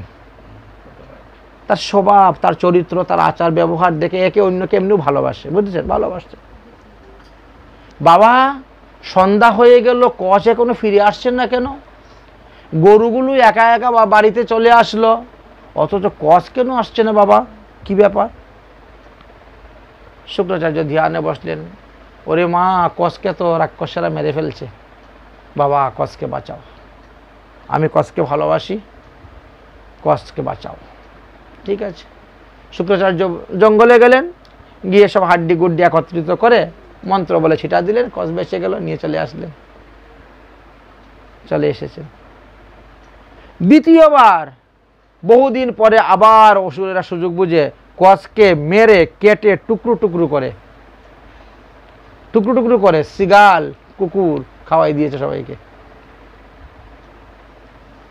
কচ ফিরে আসতেছে না, কান্নাকাটি করলেন। তখনও শুক্রাচার্য দেখলেন ধ্যানস্থ, আবার জঙ্গলে গেলে একটা হাড্ডি পেলেও হয়ে যায়, একটা হাড্ডি যদি পেন তাতেও বাস হয়ে গেছে। আবার যেই কচ সেই কচ বানিয়ে নিয়ে চলে আসলেন। তৃতীয়বারে এরা কি করছে, এটাকে কেটে টুকরো টুকরো করে রান্না করেছে, আর হাড্ডি যত আছে সব একেবারে কুটিয়ে পাউডার বানিয়ে দিচ্ছে। হ্যাঁ, ভস্ম, যাতে কচকে কোনো অবস্থায় জীবিত করা না যায়। এমনকি কিছুটা মাংস হাড্ডি শুক্রাচার্যকে খাওয়াই দিয়েছে খাবারের সঙ্গে। ভস্মই খাওয়াক, হাড্ডি খাওয়াক, যাই খাওয়াক, শুক্রাচার্যকে খাওয়াই দিয়েছে। অস্থি। সন্ধ্যা হয়ে গেল, কচ তো ফিরে আসতেছে না, শুরু হলো কান্নাকাটি। ও বাবা কচ ছাড়া আমি বাঁচবো না, কচ ছাড়া যেভাবেই হোক কচকে বাঁচাও। ধ্যানস্থ হয়ে দেখে বলে সর্বনাশ, কচকে আর বাঁচানো যাবে না, কারণ ওর কোনো হাড্ডি গুড্ডি নেই, সব চূর্ণ করে দিয়ে শেষ করে দিয়েছে তারা, কোথার থেকে আমি পাবো বাঁচাবো কেমন করে, কান্না শুরু করছে। তখন এইসব কচের হাড্ডি তো আমার পেটের ভিতরেই আছে। ও বাবা তাহলে তো কচকে বাঁচানো যাবে, বাঁচাও। বলে কচকে বাঁচাতে গেলে আমি মরে যাব, কচকে যদি বাঁচাতে যাই তাহলে আমি মরে যাবো, কচ তো আমার পেট ফেটে বেরিয়ে যাবে। তখন কি হবে, কচ তখন তোমাকে বাঁচাবে, কচ আমাকে বাঁচাবে। বলে হ্যাঁ বাঁচাবে, আমি কথা দিলাম তুমি কচকে বাঁচাও। ঠিক আছে। শুক্রাচার্য দেখেন তখন ওই পেটের ভিতরেই রেখে ওকে মন্ত্রপুত করলেন, ওকে মন্ত্র শিক্ষা দিলেন, দিয়ে পেট ফেটে বেরিয়ে গেল কচ। শুক্রাচার্য মারা গেলেন। দেবযানী বলল, কচ এবার তোমার গুরু দক্ষিণা স্বরূপ তোমার গুরুদেবকে জীবিত করো, তুমি যে মন্ত্র প্রাপ্ত হয়েছ। দিলেন, গুরুদেবকে জীবিত করলেন। এবার গুরু প্রসন্ন, শিষ্য প্রসন্ন, বেশ আনন্দ। কচ বলল, এবার তো আমার বিদ্যা শিক্ষা লাভ হয়ে গেছে, এবার আমি চললাম। দেবযানী বলছেন, তুমি যাচ্ছ তাহলে আমাকে বিবাহ করে নিয়ে যাও। কচ অস্বীকার করলেন, গুরু বোন বিবাহ করা যায় না, গুরু বোন কোনো অবস্থাতেই সেটা বিবাহ যোগ্য নয়, বিবাহ করা যাবে না। আমি তোমাকে ভালোবাসি, আমি তোমাকে 3 বার বিপদের পাত থেকে বাঁচালাম, তোমার মৃত্যু থেকে বাঁচালাম, আর তুমি এখন আমার এই মনোবাসনা পূর্ণ করো না। বলে তাহলে আমিও তোমাকে অভিসম্পাদ দিলাম, আমার পিতার নিকট থেকে তুমি যত বিদ্যা শিখেছো কোনো বিদ্যা তোমার কাজ করবে না। আমাকে যখন বিয়ে করলে না, দেখলেন এতদিন গরুর ঘাস কাটে আর এত কাজ করেও শেষে আর হলো না কিছু। তখন কচ দুঃখ পেল, তুমি আমাকে এত বড় অভিসম্পাদ দিলে, তো যাও, তোমারও কোনো ব্রাহ্মণ স্বামী হবে না। দেবযানী সমস্ত ঘটনাটা রাজা যযাতিকে বললেন। যযাতি সমস্ত ঘটনা শুনলেন, শোনার পরে বলে, ঠিক আছে তাহলে তোমাকে বিবাহ করতে পারি আমি, আগে গিয়ে তুমি তোমার পিতার নিকটে গিয়ে বলো, তোমার পিতা যখন রাজি হবেন, হয়ে আমাকে বলবেন, তখন আমি সেই রকম প্রস্তুত হয়ে যাব তোমাকে বিয়ে করার জন্য, তুমি যাও। দেবযানী তখন সেই অবস্থায় গিয়ে উপস্থিত হলেন বাবার কাছে। শুক্রাচার্য জিজ্ঞেস, কিরে মা, তোর আসতে এত দেরি কেন, কি ব্যাপার, কি হলো, ঘটনা কি? তখন এই সমস্ত ঘটনা খুলে বললেন। খুলে বললেন, আমাদেরকে অনেক অনেক খারাপ খারাপ কথা বলেছে, গালি দিয়েছে, আমরা নাকি কাকের মতন তাদের দিকে তাকিয়ে থাকি, তারা দিলে আমরা খাই, দরকার নেই এমন রাজ্যে থাকার, চলো। ভগবান যখন জন্ম দিয়েছে খাবার তো দিবেই, এখানে না দে আরেক জায়গায় দিবে। আপনার জন্য 1 ঘর বন্ধ হলে 10 ঘর খোলা আছে, বাবা এখানে আর থাকবো না, অপমানের থেকে মৃত্যু শ্রেষ্ঠ, এত অপমান করেছে আমাকে। বিষপর্ব রাজা তখন চিন্তার মধ্যে পড়ে গেলেন, যদি শুক্রাচার্য চলে যান রাজ্য থেকে, তাহলে এই রাজ্য আর ঠিকানা রাখা যাবে না। তিনি শুক্রাচার্যের পায়ের মধ্যে পড়ে, শুক্রাচার্য বলে, আমার কাছে তো কোনো কিছু না, যাও আমার মেয়ের কাছে।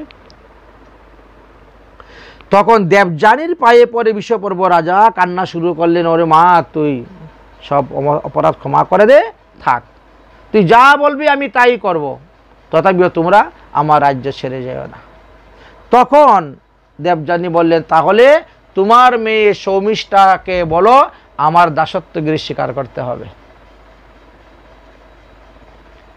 তাহলে তোমার এই রাজ্যে থাকবো, আমার দাসত্বগিরি স্বীকার করতে হবে, 1 নাম্বার। 2 নাম্বার, আমার যেখানে বিয়ে হবে সেখানে গিয়েও দাসত্বগিরি করতে হবে, এবং সে বিয়ে করতে পারবে না, দাসত্বগিরি করতে হবে। মানে কি করা যাবে?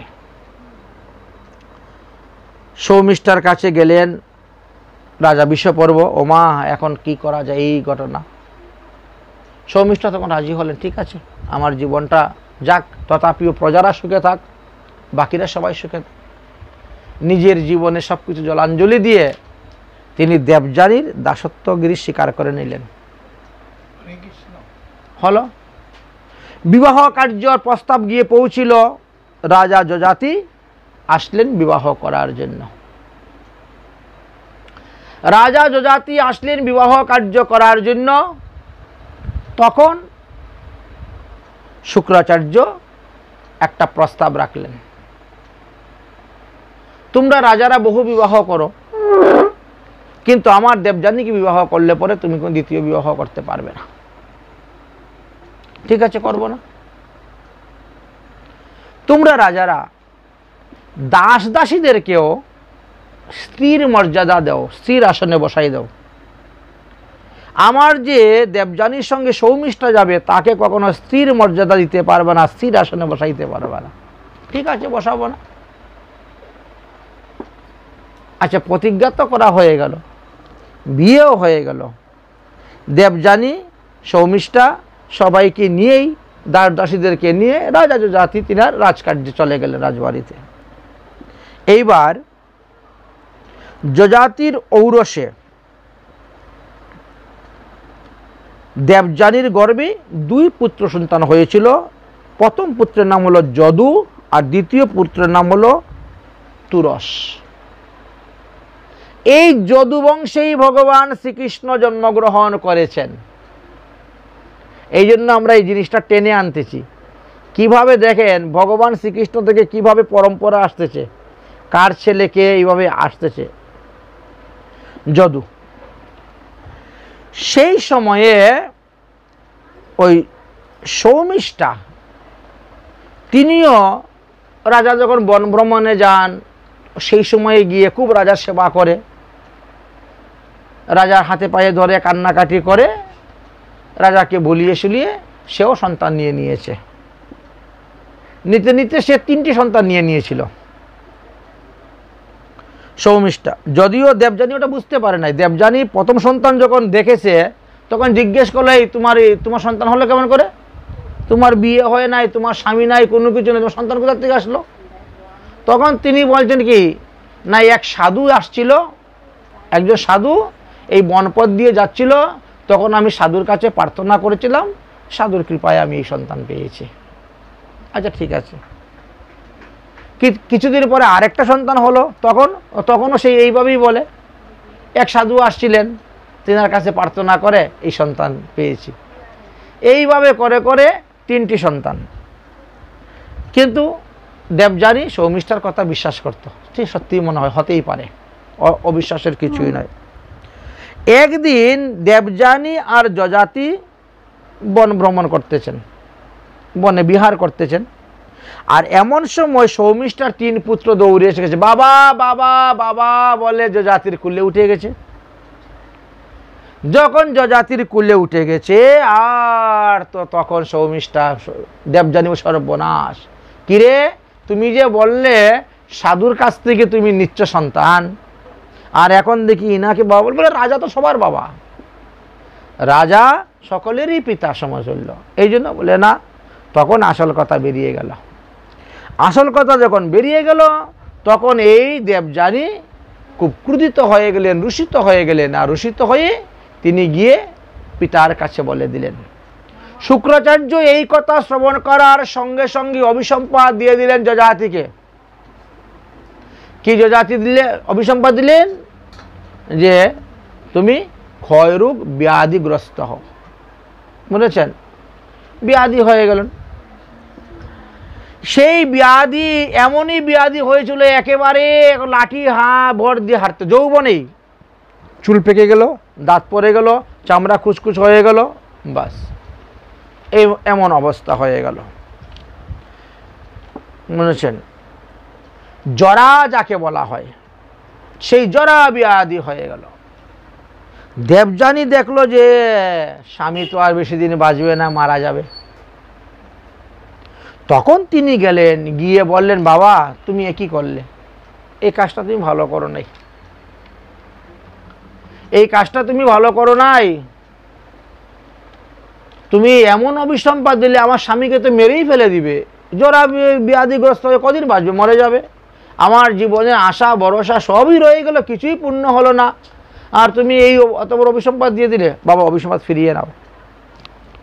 ফেরানো তো যাবে না, তবে কি করা যায়? তখন বললেন যে দেখো যজাতির তো 5 পুত্র, তো 5 পুত্রের মধ্যে যদি কোনো পুত্র তার যৌবন তিনাকে দেয় আর তিনার জরা সে নেয়, তাহলে হয়ে যাবে পরিবর্তন। পিতা পুত্রের মধ্যে এটা পরিবর্তন করা যাবে, তাহলে এটা বিনিময় হবে, করা যাবে। তখন এই যজাতি যদুর কাছে গেলেন। যদুর কাছে গিয়ে বললেন যে হে পুত্র, তোমার যৌবন আমাকে প্রদান করো আর আমার জরা ব্যাধি তুমি গ্রহণ করে বসে থাকো, আমি তোমাকে রাজা বানাবো। শশাগরা পৃথিবীর রাজা হবে তুমি। সে চিন্তা করলো জরা ব্যাধি গ্রহণ করলে তো হরিভজন করা যায় না, অসুখে পরে কেউ ভজন করতে পারে? জরা ব্যাধি যতক্ষণ দেহের মধ্যে থাকবে ততক্ষণ দেহটাই অপবিত্র থাকে। যদি কারো জ্বর হয় তো সে দেখো পায়খানা করলে স্নান করবে না, এখন তো পায়খানা করে স্নান করতেছে, ঠিক না? জ্বরে কাঁপতে কাঁপতে পড়ে যাচ্ছে, এখন প্রস্রাব করলে তুমি জল নিচ্ছ, হাত পা ধুচ্ছ, কিন্তু জ্বর অতিরিক্ত হলে, অতিরিক্ত সর্দি হলে ঠান্ডা লাগাতে নিষেধ, তখন প্রস্রাব করো, পা ধুইবে না। উদাহরণস্বরূপ বলা হচ্ছে এইরকম যে জরা ব্যাধি যাদের শরীরের মধ্যে হয় তারা সর্বদাই অপবিত্র, সর্বদাই অসুষ থাকে। অপবিত্র অবস্থায়, অসুষ অবস্থায় ভগবানের সেবা পূজা করা যাবে না, ভগবানের ভজন করা যাবে না। অতএব আমি আমার পিতার এই বাক্য রক্ষা করতে পারবো না। তিনি বলেন ক্ষমা করুন বাবা, আমি আমার জরা আপনাকে, আমার যৌবন আপনাকে দিব না আর আপনার জরাও আমি নিব না, কারণ এই যৌবন, আমার যৌবন নিয়ে তুমি হরিভজন করবে না, তো আমার যৌবন নিয়ে তুমি তোমার কামনা বাসনা ফুর্তি করবে। তাহলে আমি আমার যৌবন তোমাকে দিবই বা কেন? আমি হরি ভজন করব।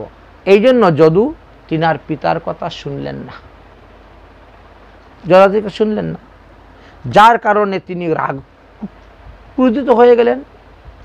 জ্যেষ্ঠ পুত্র হইয়া তুই এরকম আচরণ করলি, আমার কথা শুনলে না, যা আমি তোকে অভিসম্পদ দিলাম, তোর বংশের কেউ কোনোদিন রাজা হইতে পারবে না, রাজগদ্দিতে বসতে পারবে না।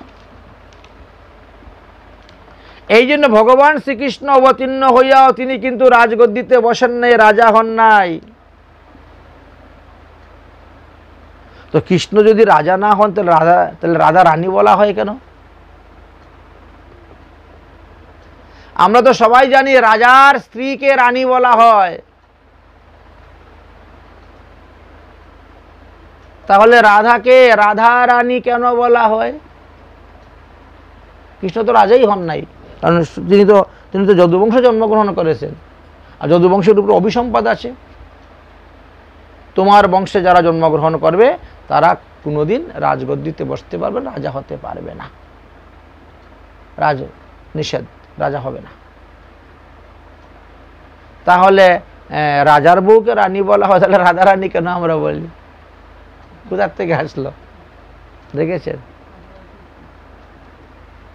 যদিও ভগবান শ্রীকৃষ্ণ শশাগরা পৃথিবীর রাজা হন নাই, তিনি দ্বারকাতেও রাজগদ্দিতে বসেন নাই, রাজা হন নাই, বা মথুরাতেও তিনি বসেন নাই।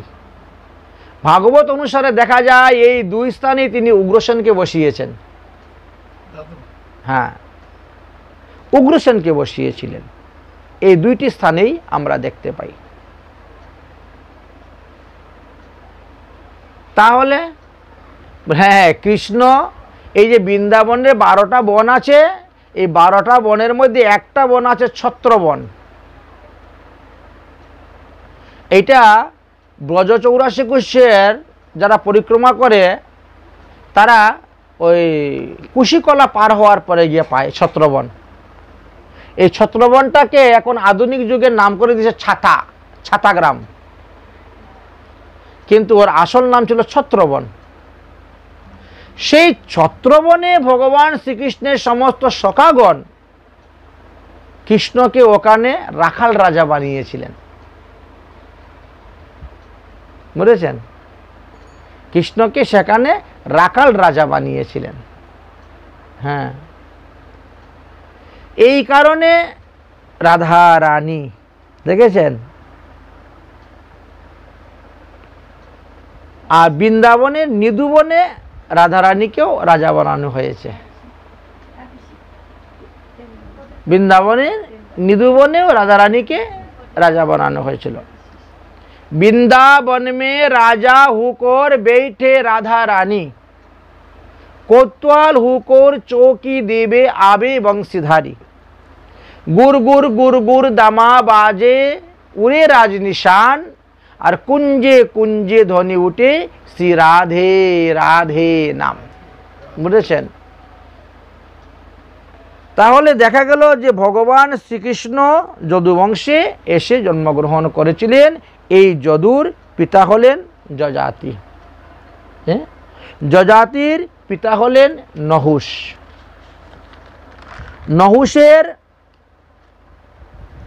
নহুষের পিতা হলেন আয়ু। আয়ুর পিতা হলেন পুরুরবা। পুরুরবার পিতা হলেন বুধ।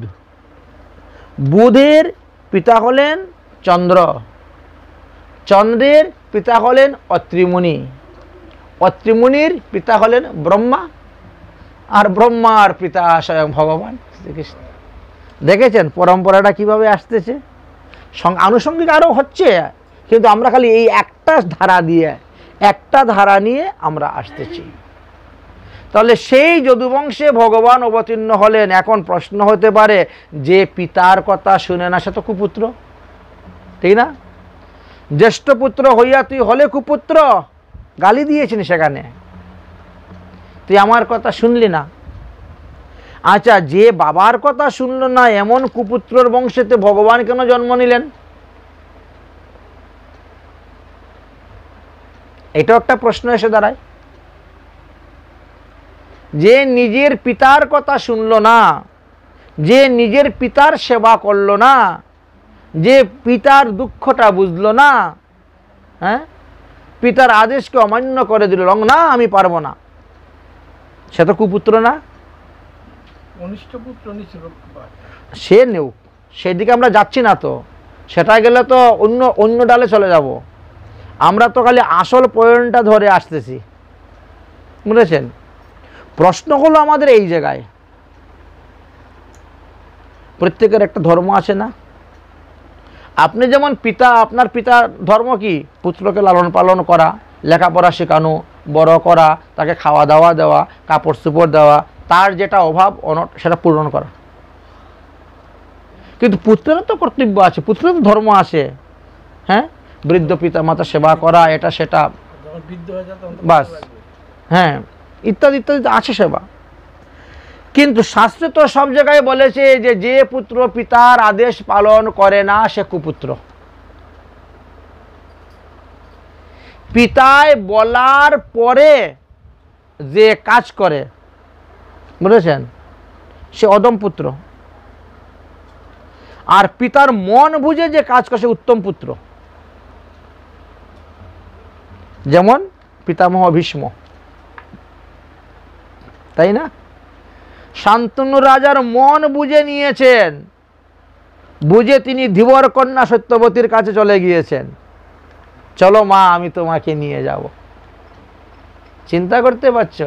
আমি প্রতিজ্ঞা করলাম জীবনে কোনোদিন বিবাহ করব না, আমি অন্য কোথায় সন্তান উৎপাদন করব না, আমি কোনোদিন রাজগদ্দিতে বসবো না, তোমার গর্ভে যত সন্তান হবে তাদেরকে আমি লালন পালন করব, তাদের বংশধরকে আমি রক্ষা করব। কত বড় প্রতিজ্ঞা! উত্তম পুত্র। পিতার মন বুঝে যে সেবা করে সে হলো উত্তম পুত্র। আর পিতা বলার পরে যদি করে সে হলো মধ্যম পুত্র। আর পিতা বলার পরে যদি না করে সে অধম পুত্র। তাহলে অধম পুত্রের বংশে ভগবান আসলেন কেন? কুপুত্রের ঘরে ভগবান আসলেন কেন? এখানে কিন্তু একটা প্রশ্ন দাঁড়ালো, ঠিক না?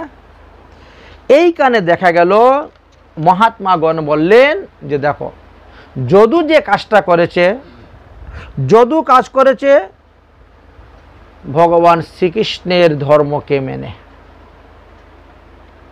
এই জগতের পিতৃধর্মটা সাধারণ ধর্ম, তার থেকে বিশেষ ধর্ম হলো ভাগবত ধর্ম। এখন আসল পিতার কথা আপনি শুনবেন না নকল পিতার কথা শুনবেন? পিতা দুজনেই, যে তোমাকে জন্ম দিয়েছে তিনিও পিতা, আর তাকে যে জন্ম দিয়েছে করতে করতে যে কৃষ্ণর কাছে যাও, কৃষ্ণও পিতা। আমরা তো এটাই তো দেখাচ্ছি কিভাবে শ্রীকৃষ্ণ থেকে আসতেছে। তাহলে জগতের পিতা কৃষ্ণ, জগতের পিতা কৃষ্ণ জেনা ভজে বাপ, পিতৃদ্রোহী পাতকীর জন্মে জন্মে তাপ। ভগবান তো বারবার বলছেন সর্বধর্ম পরিত্যাজ্য মামেক শরণম ব্রজ। তোমার পিতা তোমাকে যে আদেশ করেছিলেন তুমি সেই আদেশটা অমান্য করেছো, কিন্তু তুমি আমার আদেশ পালন করেছো। যদু ভগবান শ্রীকৃষ্ণের আদেশ পালন করেছিলেন, অর্থাৎ তিনি হরিভজন করেছেন, হরিকে আত্মসমর্পণ করে দিয়েছেন। এই জন্য পিতার রোগ সুখ ব্যাধি তিনি গ্রহণ করেন নাই, বললেন গ্রহণ করেন নাই। আমার যৌবন নিয়ে তুমি খেলবে, আমার যৌবন তোমাকে দিব না, আমার যৌবন আমি হরিভজনে লাগাবো, আমি কাজে দিব। তাহলে ইনি কার আদেশ পালন করলেন? ভগবান শ্রীকৃষ্ণের আদেশ পালন করলেন। তো আসল পিতার আদেশ যদি কেউ পালন করে, তাহলে নকল পিতার আদেশ পালন না করলেও ক্ষতি হচ্ছে না, বা নকল পিতার আদেশ ত্যাগ করলেও এখানে দোষযুক্ত হচ্ছে না, কারণ সে আসল পিতার আদেশ পালন করতেছে। এই জন্য ভগবান শ্রীকৃষ্ণ সন্তুষ্ট হয়ে এই যদুবংশে এসে অবতীর্ণ হয়েছিলেন। এই যদুর বংশে অবতীর্ণ হওয়ার এটাই ছিল কারণ। তার পরবর্তী বিষয়গুলা আমরা পরে আস্বাদন করব। কৃষ্ণায় বাসুদেবায় হরয়ে পরমাত্মনে প্রণত ক্লেশনাশায় গোবিন্দায় নমো নমঃ। সুধী ভক্তবৃন্দগণ, এইবার যে ভগবান শ্রীকৃষ্ণের জন্ম জয়ন্তী ব্রত পড়েছে, এটি হল 5250তম, অর্থাৎ 5250 বৎসর পূর্বেই আমাদের ভগবান শ্রীকৃষ্ণচন্দ্র এই ধরাধামে এসে অবতীর্ণ হয়েছিলেন। প্রতি বৎসরের ন্যায় এইবারও আমরা ভগবান শ্রীকৃষ্ণের জন্ম জয়ন্তী ব্রত পালন করব। পঞ্জিকাতে এইবার 2টা দিন দিয়েছেন ব্রতের জন্য। এখন আমরা 9ই ভাদ্র 1431 বাংলা সোমবারে ব্রত করব, না 10ই ভাদ্র 1431 বাংলা মঙ্গলবারে ব্রত করব। আজকাল তো আবার বাংলা তারিখ অনেকে বুঝেন না। বাংলা ভাষায় মাতৃভাষা বাংলা হওয়া সত্ত্বেও, বাংলায় জন্মগ্রহণ করা সত্ত্বেও অনেকেই বাংলা মাস বাংলা তারিখ বুঝতে পারেন না, যার ফলে ইংরেজি তারিখটাও বলতেছি।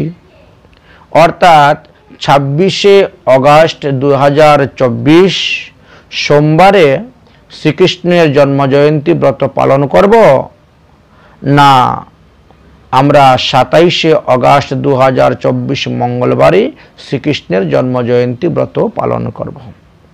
এই নিয়ে বিভিন্ন জনের বিভিন্ন মতবাদ, বিভিন্ন জনের বিভিন্ন সিদ্ধান্তের কথা আমরা শুনতে পাচ্ছি। প্রকৃতপক্ষে হরিভক্তি বিলাস নামক গ্রন্থেতে কি সিদ্ধান্ত দিয়েছেন সেই বিষয় নিয়ে আমরা আলোচনা করব। এইখানে 2টি জিনিস আমাদের বিচার করতে হবে। প্রথমত হলো তিথি বিচার, আর দ্বিতীয়ত হলো নক্ষত্র বিচার। তিথি এবং নক্ষত্র উভয়ই এখানে বিচার করতে হবে। আপনারা মদনগুপ্ত পঞ্জিকায় বলেন, বা বেণীমাধব শীলের পঞ্জিকা, বা বিশুদ্ধ সিদ্ধান্ত পঞ্জিকা, বা কাশীর পঞ্চাঙ্গ ইত্যাদি সমস্ত পঞ্জিকাটি দেখবেন লেখা আছে যে 9 ভাদ্র 1431 বাংলা সোমবার, অর্থাৎ 26শে আগস্ট 2024 খ্রিস্টাব্দ সকালে 8টা 36 মিনিট পর্যন্ত সপ্তমী তিথি আছে। তারপরে অষ্টমী তিথি লাগবে। এই কারণেই গোস্বামী মতে এখানে লেখা আছে যে সপ্তমী বিদ্যা হেতু সোমবারে ব্রত পালন করা হবে না, অর্থাৎ 26শে আগস্ট ব্রত পালন করা হবে না। গোস্বামী মতে সর্বদা পরাহে লেখা থাকে, দেখবেন পরাহে শব্দের অর্থ হলো পরের দিন। তাহলে পরের দিন আমরা কি পেলাম? 10ই ভাদ্র মঙ্গলবার 1431 বাংলা। ইংরেজিতে বলতে গেলে 27শে আগস্ট 2024 খ্রিস্টাব্দ শ্রীকৃষ্ণের জন্ম জয়ন্তী ব্রত পালন করা হইবে। আর এটি হলো 5250তম শ্রীকৃষ্ণের জন্ম জয়ন্তী। এবার বললেন মঙ্গলবার সকাল 6টা 39 মিনিট পর্যন্ত অষ্টমী আছে, তারপরে নবমী তিথি লেগে গেছে। তাহলে বোঝা গেল এই যে শ্রীকৃষ্ণের জন্ম জয়ন্তী ব্রত আমরা পালন করিতেছি, এটা হলো অষ্টমী যুক্ত নবমীতে ব্রত পালন করা হচ্ছে। শাস্ত্রে বলছেন অষ্টমী যুক্ত নবমীতে ব্রত পালন করলে পরে নবমীতেই আমাদের পালন করিতে হয়। আচ্ছা, পালনের বিষয়টা পরে বলবো, সময়টা পরে বলবো। এতক্ষণ আমরা তিথি বিচার করলাম। দ্বিতীয়ত হলো নক্ষত্র বিচারের কথা বলছেন। আচ্ছা, নক্ষত্রের দিকে যদি আলোচনা করি, তথাপিও সোমবারে ব্রত করা উচিত নয়, কারণ 9ই ভাদ্র 1431 বাংলা সোমবার, অর্থাৎ 26শে আগস্ট 2024 খ্রিস্টাব্দ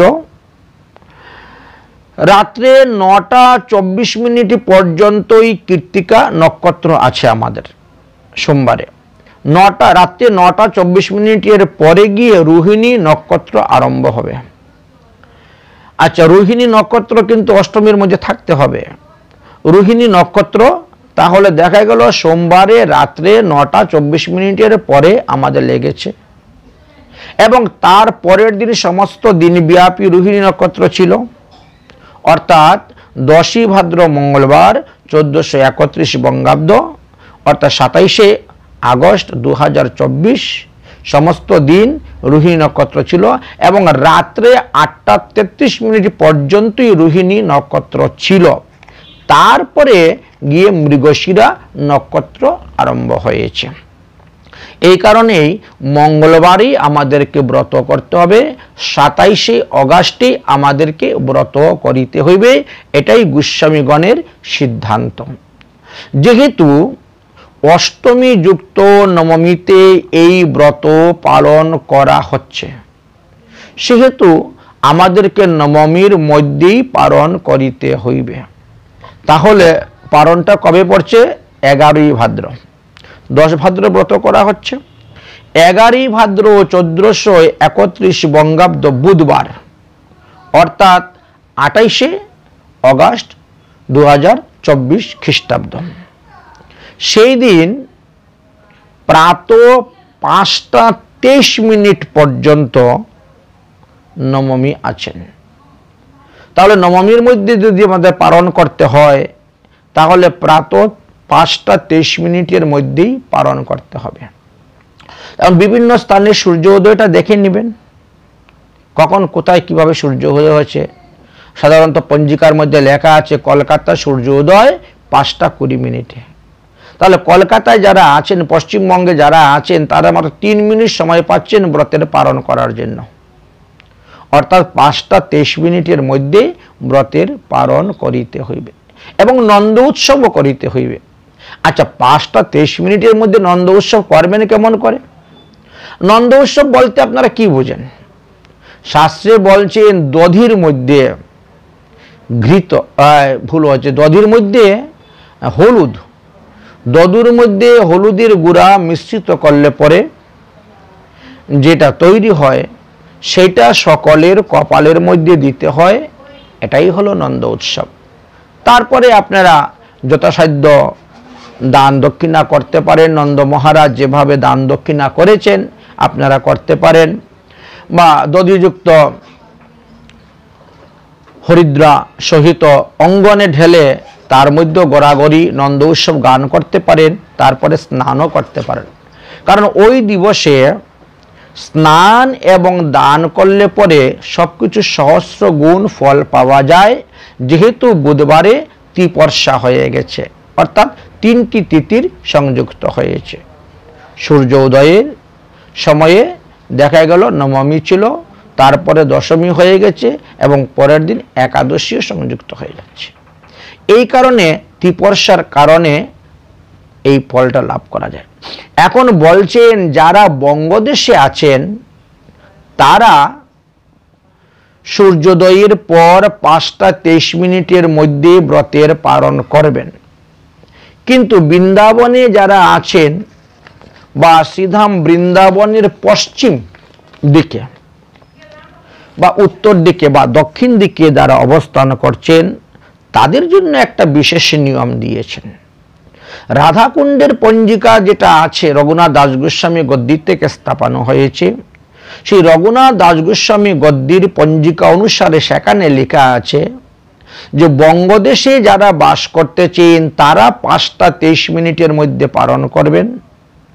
আর বঙ্গদেশে ব্যতীত অর্থাৎ ব্রজমণ্ডলে যাহারা বাস করতেছেন বা ব্রজের থেকে পশ্চিম দিকে, উত্তর দিকে, দক্ষিণ দিকে যাহারা বাস করতেছেন তারা 9টা 33 মিনিটের মধ্যেও ব্রতের পালন করলে চলবে।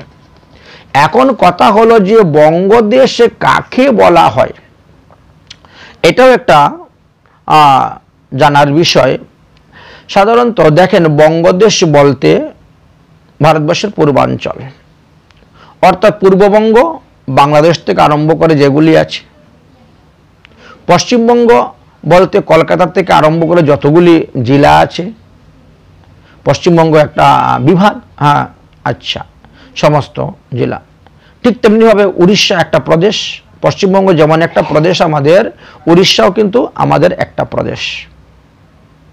ঠিক তেমনিভাবে পূর্ব বিহার, বিহার একটি প্রদেশ, আসাম আরেকটি প্রদেশ। অতএব এই প্রদেশগুলোতে যতগুলা জেলা আছে, যতগুলা থানা আছে, যতগুলা গ্রাম আছে সবাই মানতে হবে প্রদেশ। ঠিক তেমনিভাবে অরুণাচল, মণিপুর, কুইমা, ইম্ফল, হ্যাঁ নাগাল্যান্ড, এই সবগুলোই এর মধ্যে আসতেছে। এমনকি ত্রিপুরা রাজ্য, ত্রিপুরা রাজ্য, ত্রিপুরা প্রদেশের কথাও বলেছেন। তো এইভাবে দেখা গেল যে পূর্ববঙ্গ ওটা বাংলাদেশ আলাদা একটা দেশ, পূর্ববঙ্গ, পশ্চিমবঙ্গ রাজ্য এবং উড়িষ্যা রাজ্য, পূর্ব বিহার রাজ্য, অরুণাচল রাজ্য, আসাম রাজ্য, ত্রিপুরা রাজ্য, এইগুলি অর্থাৎ ভারতের পূর্বাদিকে অবস্থিত দেশগুলিতে যারা আছেন তাদেরকে বলেছেন যে আপনারা সূর্য উদয় হওয়ার পরে 5টা 23 মিনিটের মধ্যে ব্রতের পালন করবেন। তো প্রত্যেকটি স্থানেরই সূর্যোদয় সম্পর্কে আলোচনা করা আছে। তাহলে এই বিষয়ে আমরা এতটুকুই বলতে পারি যে শাস্ত্র সিদ্ধান্ত অনুসারে আমরা দেখতে পেলাম আগামী মঙ্গলবারে অর্থাৎ 27শে অগাস্টে আমরা এই ব্রত করব।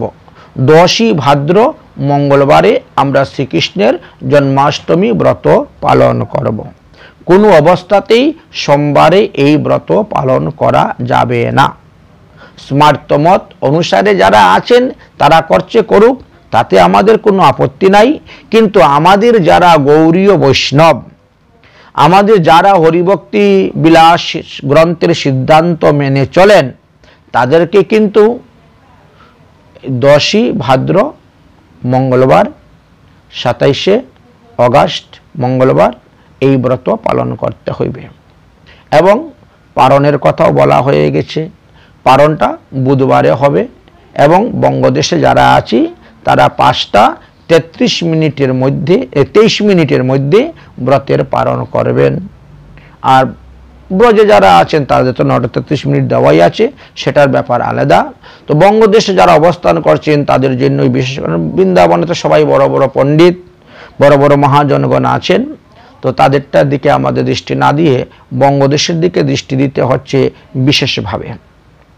এইবার আমরা আসব যে হরিভক্তি বিলাস নামক গ্রন্থেতে কোন কোন পুরাণ থেকে কি কি সিদ্ধান্ত তুলে এনে আমাদেরকে এই তত্ত্বকথাগুলো উপদেশ দিয়েছেন, সেটা নিয়ে আমরা এখন আলোচনা করব।